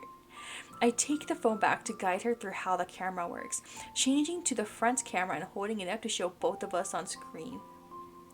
It's admittedly a little clumsy. I've never been one for selfies and keep trying to move the phone the wrong way to keep us in the shot. I heard the cheer move. Oh, I got excited, spare me. I got excited over the scene. I was like, this entire time she's been traveling to the past. Why didn't she bring a camera with her? And now she did. And now they're taking a picture together. They're gonna commemorate this moment and they're gonna commemorate their relationship or something, their friendship, you know? The look of sheer glee on Yasuo's face when it all clicks for her, though, as you know, the screen before us, makes it all worth it. I can't help but smile at the absurdity of the situation as the two of us crowd into the swaying frame.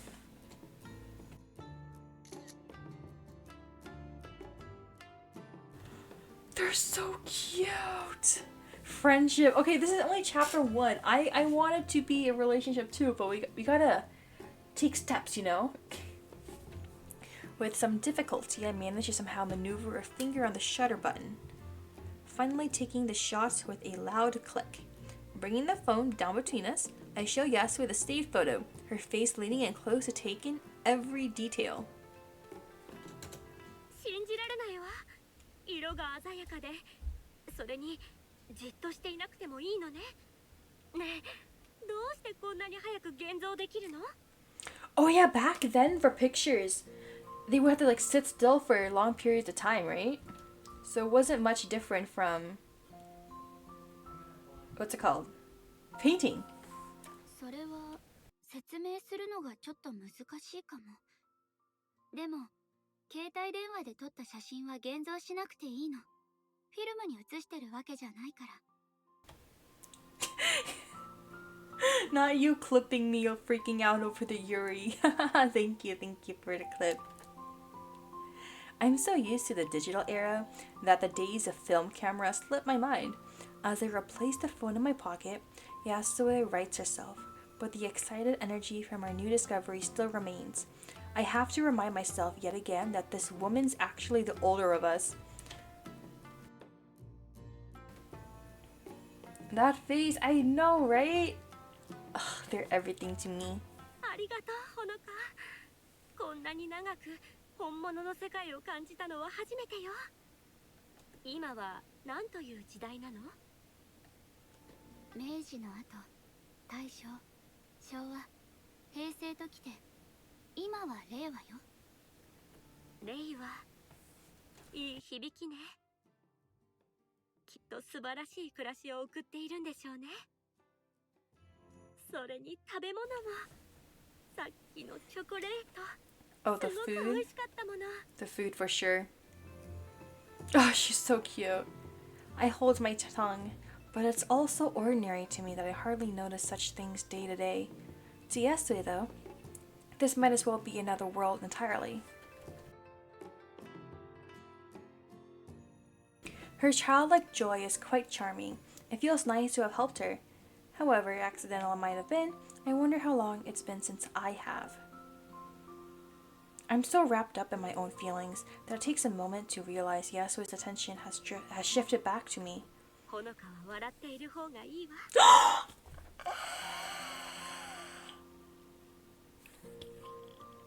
She's like, you're already pretty, but you look the cutest when you're smiling. Stop! Unfortunately for me, these lines are working on me. A smile, did you? I know. Wait, the thing is, like, when I'm out and about, you know, but like, if like a man, like if like a grown man says, you know, you should smile more, I'm like grossed out by it.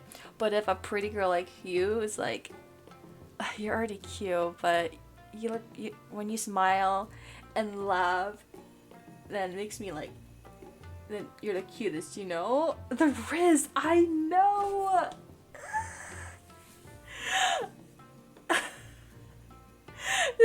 Oh my god, I need them to kiss already. In a moment, my face collapses. It's not that I hate her well-meaning compliment, but somehow it doesn't feel right to smile. Not after everything that's happened. Oh, I mean, oh, yeah, the ick from someone telling you to smile more. Yeah, that pisses me off. どうしていつも笑っていられるの？閉じ込められた後でさえも。 But it's okay. It's different with her. It's different with Yasue. だってもう100年以上経ったのよ。年も人々もこの世界も何一つ変わらないまま。昔はこんな風じゃなかったのよ。一番辛かったのはこの世界から抜け出そうとしていた頃でしょうね。失敗するたびに愛する人たちと過ごせる時間が失われていくのを感じていたから。Ah. でもどうして年を取らないの？ちっとも年を取ってるように見えない。 Is it like a mage thing that they're not allowed to die? Or is it like everyone in that town is like stuck in the same age forever and ever? あら、ありがとう。魔術師の中でも特に力の強い者は自分の魔術で老化を遅らせることができるの。普通の人の3倍。いえ、それ以上に長生きする人もいるわ。Oh, okay, okay. あっさりと諦めることもできたけれど、私は。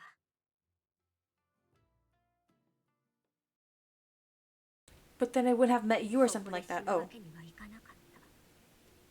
あの子が私をさまよわせるべく作ったこの牢獄で死ぬわけにはいかなかったのよ。Oh. あの子への復讐は私の最後の劇になっていたでしょうね。Oh. あの子がまだ生きているならだけれど。 Wait. Not in the prison she sent me to wander. Plot thicket. I know! I was like, oh, it's gonna be like another flirty line, but like shit just got real.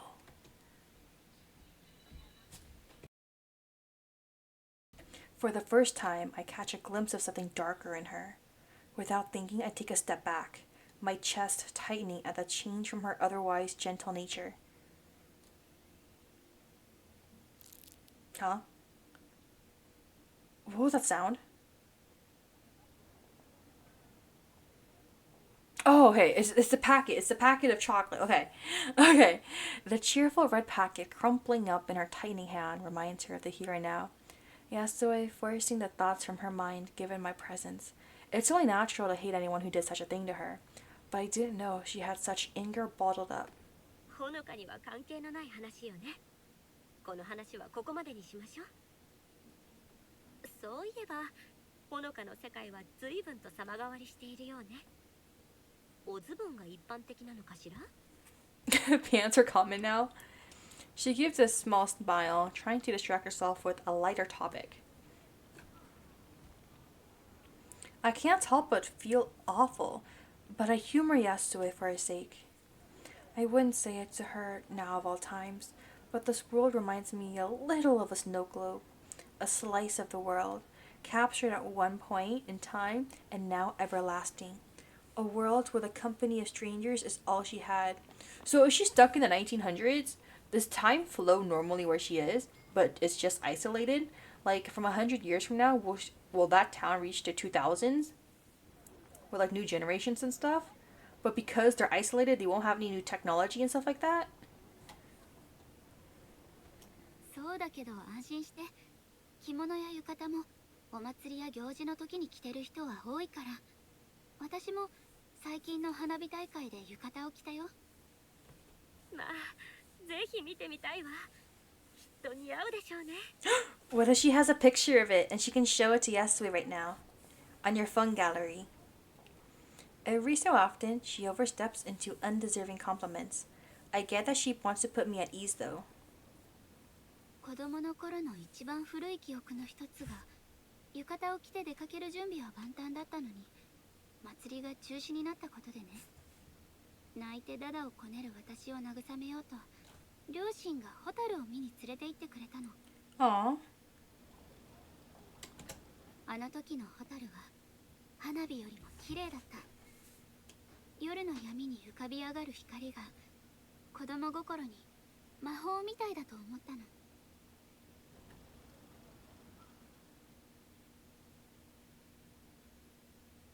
素敵な思い出だこと。蛍なんてもうずっと見ていないわ。私も環境汚染が進んで自然が減ってきてるから、蛍が見られる場所を見つけるのって難しいの。 Pollution and less wilderness. Oh my god, are we introducing Yasue to modern day issues? Huh?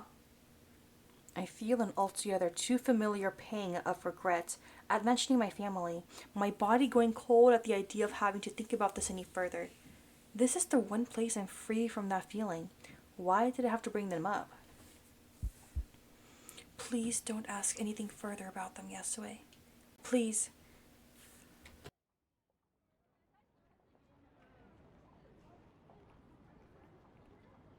Soon, that wish becomes altogether too true. The silence makes it clear Yasuo has been taken off guard, acutely aware of the topic to avoid. As I feel pain from clutching at my arm, I decide to use the one excuse to leave that I told myself I wouldn't. What, you're leaving? そろそろ戻らなきゃ。疲れちゃった。 Hanukkah. そう、ゆっくり休んでね。何より私を友達と言ってくれて嬉しいわ。誰にだって友達は必要だもの。自分ではそう思えなくてもね。 Aww. だからこそ私は劇場を続けてきたのよ。Ah, she's so sweet. ありがとう、ヤスエ。また来るか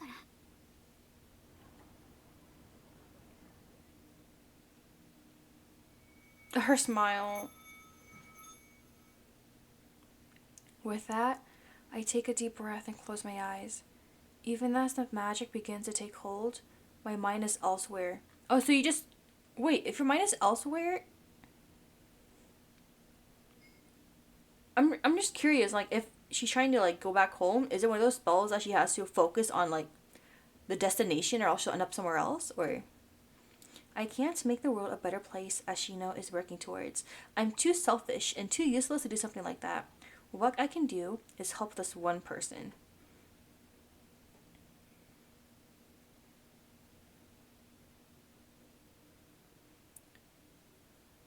Mine is elsewhere, like in a metaphorical sense or actual magic sense. I don't know, that's what I want to find out soon.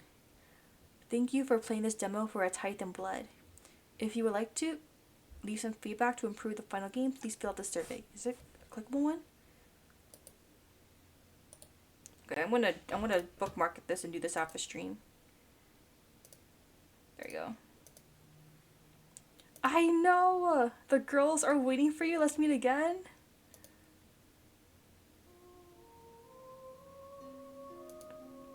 Oh wait, that's it.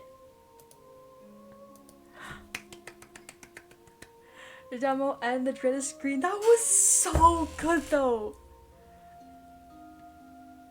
That was so good. Thanks for playing. Thank you for dropping by, CityCon. Wait, you worked on the game, right? I remember seeing your name while they were going through the credits. Thank you for your hard work in writing the game. Yes! I am so excited to play the rest of the game. The writing in this game is so good. I was asking questions and being like really curious in the world building and all that stuff. So I'm hoping these questions get answered, and my curiosity is like a maximum peak right now waiting for this game. It's really good. I'm just obsessed with everything.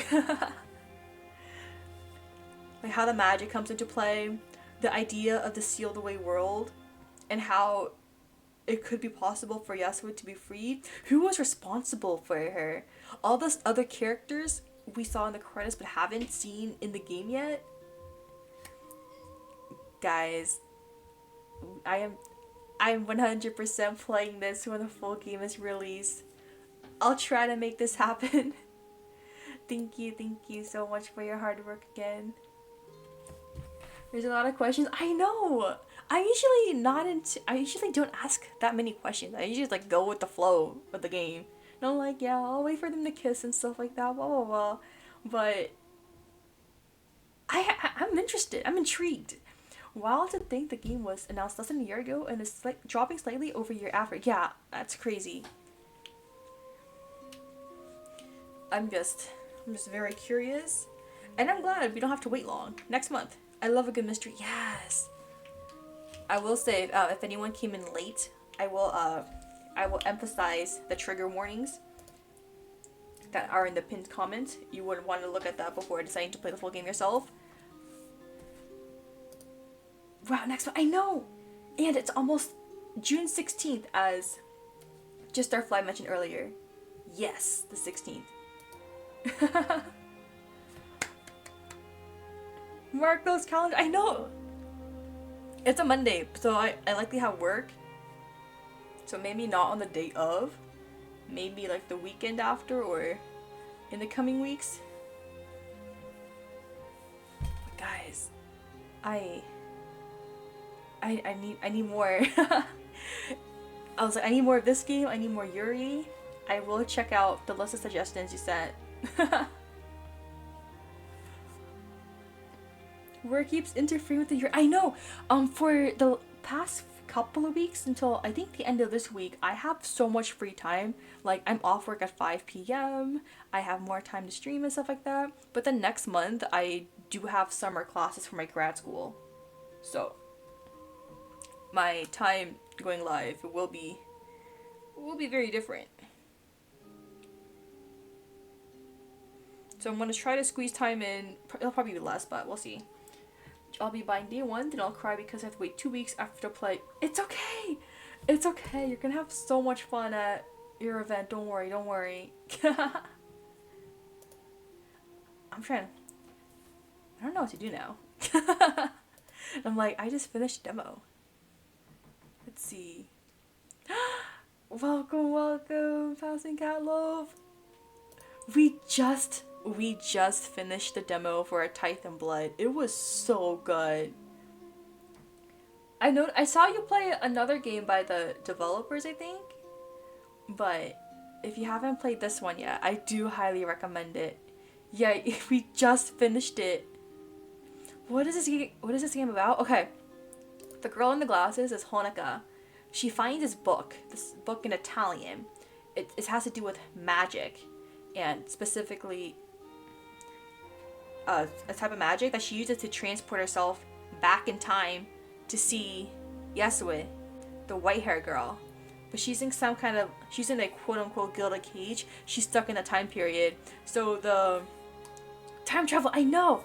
And it's a time travel series. It's a time travel game that I actually like. I personally for me, I mostly hate time travel series because a lot of them are like, oh, you're gonna travel back in time, you're gonna change something, they come back and be like, oh shit, I changed it by accident, now the world's a mess. But like with this, she travels back to an isolated time period, an isolated town, right?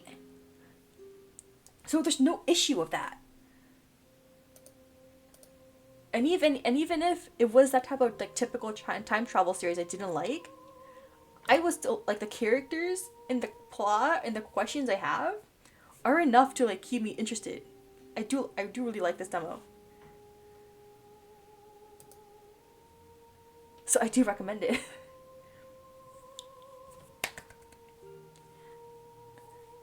Oh my, I'm like deciding whether I want to play another game or finish the Shinjine. It's only 6 p.m. my time. I feel like the more I think about the isolated location and time travel combo, the more I get interested. Yes! Exactly! Exactly! It's the part where like it's isolated, so you don't have to worry about more like, you know, like plot holes or whatever in like that other regard. Like this is such a good idea. Like I love this for us. You should play one of the V short you're gonna list. Is there something I can finish in like an hour? Because whenever I play visual novel games, my mouth, my throat do get kind of tired.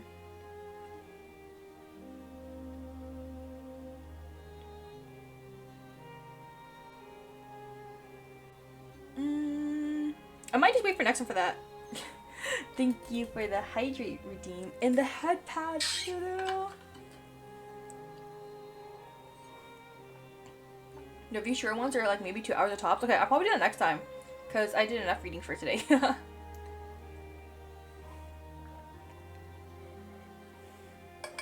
Oh my god, you guys played Love Curse too?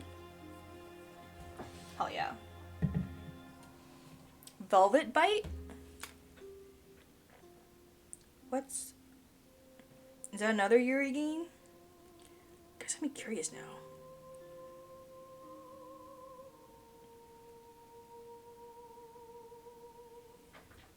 Velvet Bite softly with teeth? Is this a vampire? Why is the art so pretty? The art is super it is. Oh my god.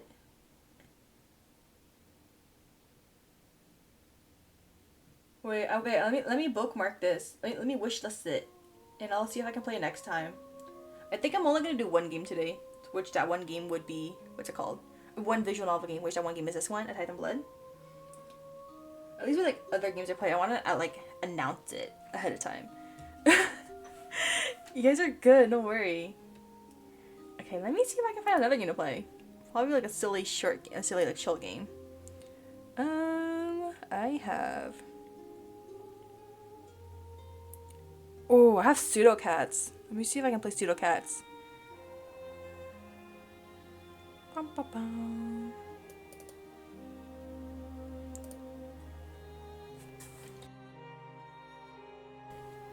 You guys keep talking about all these Yuri games. Makes me want to play them now.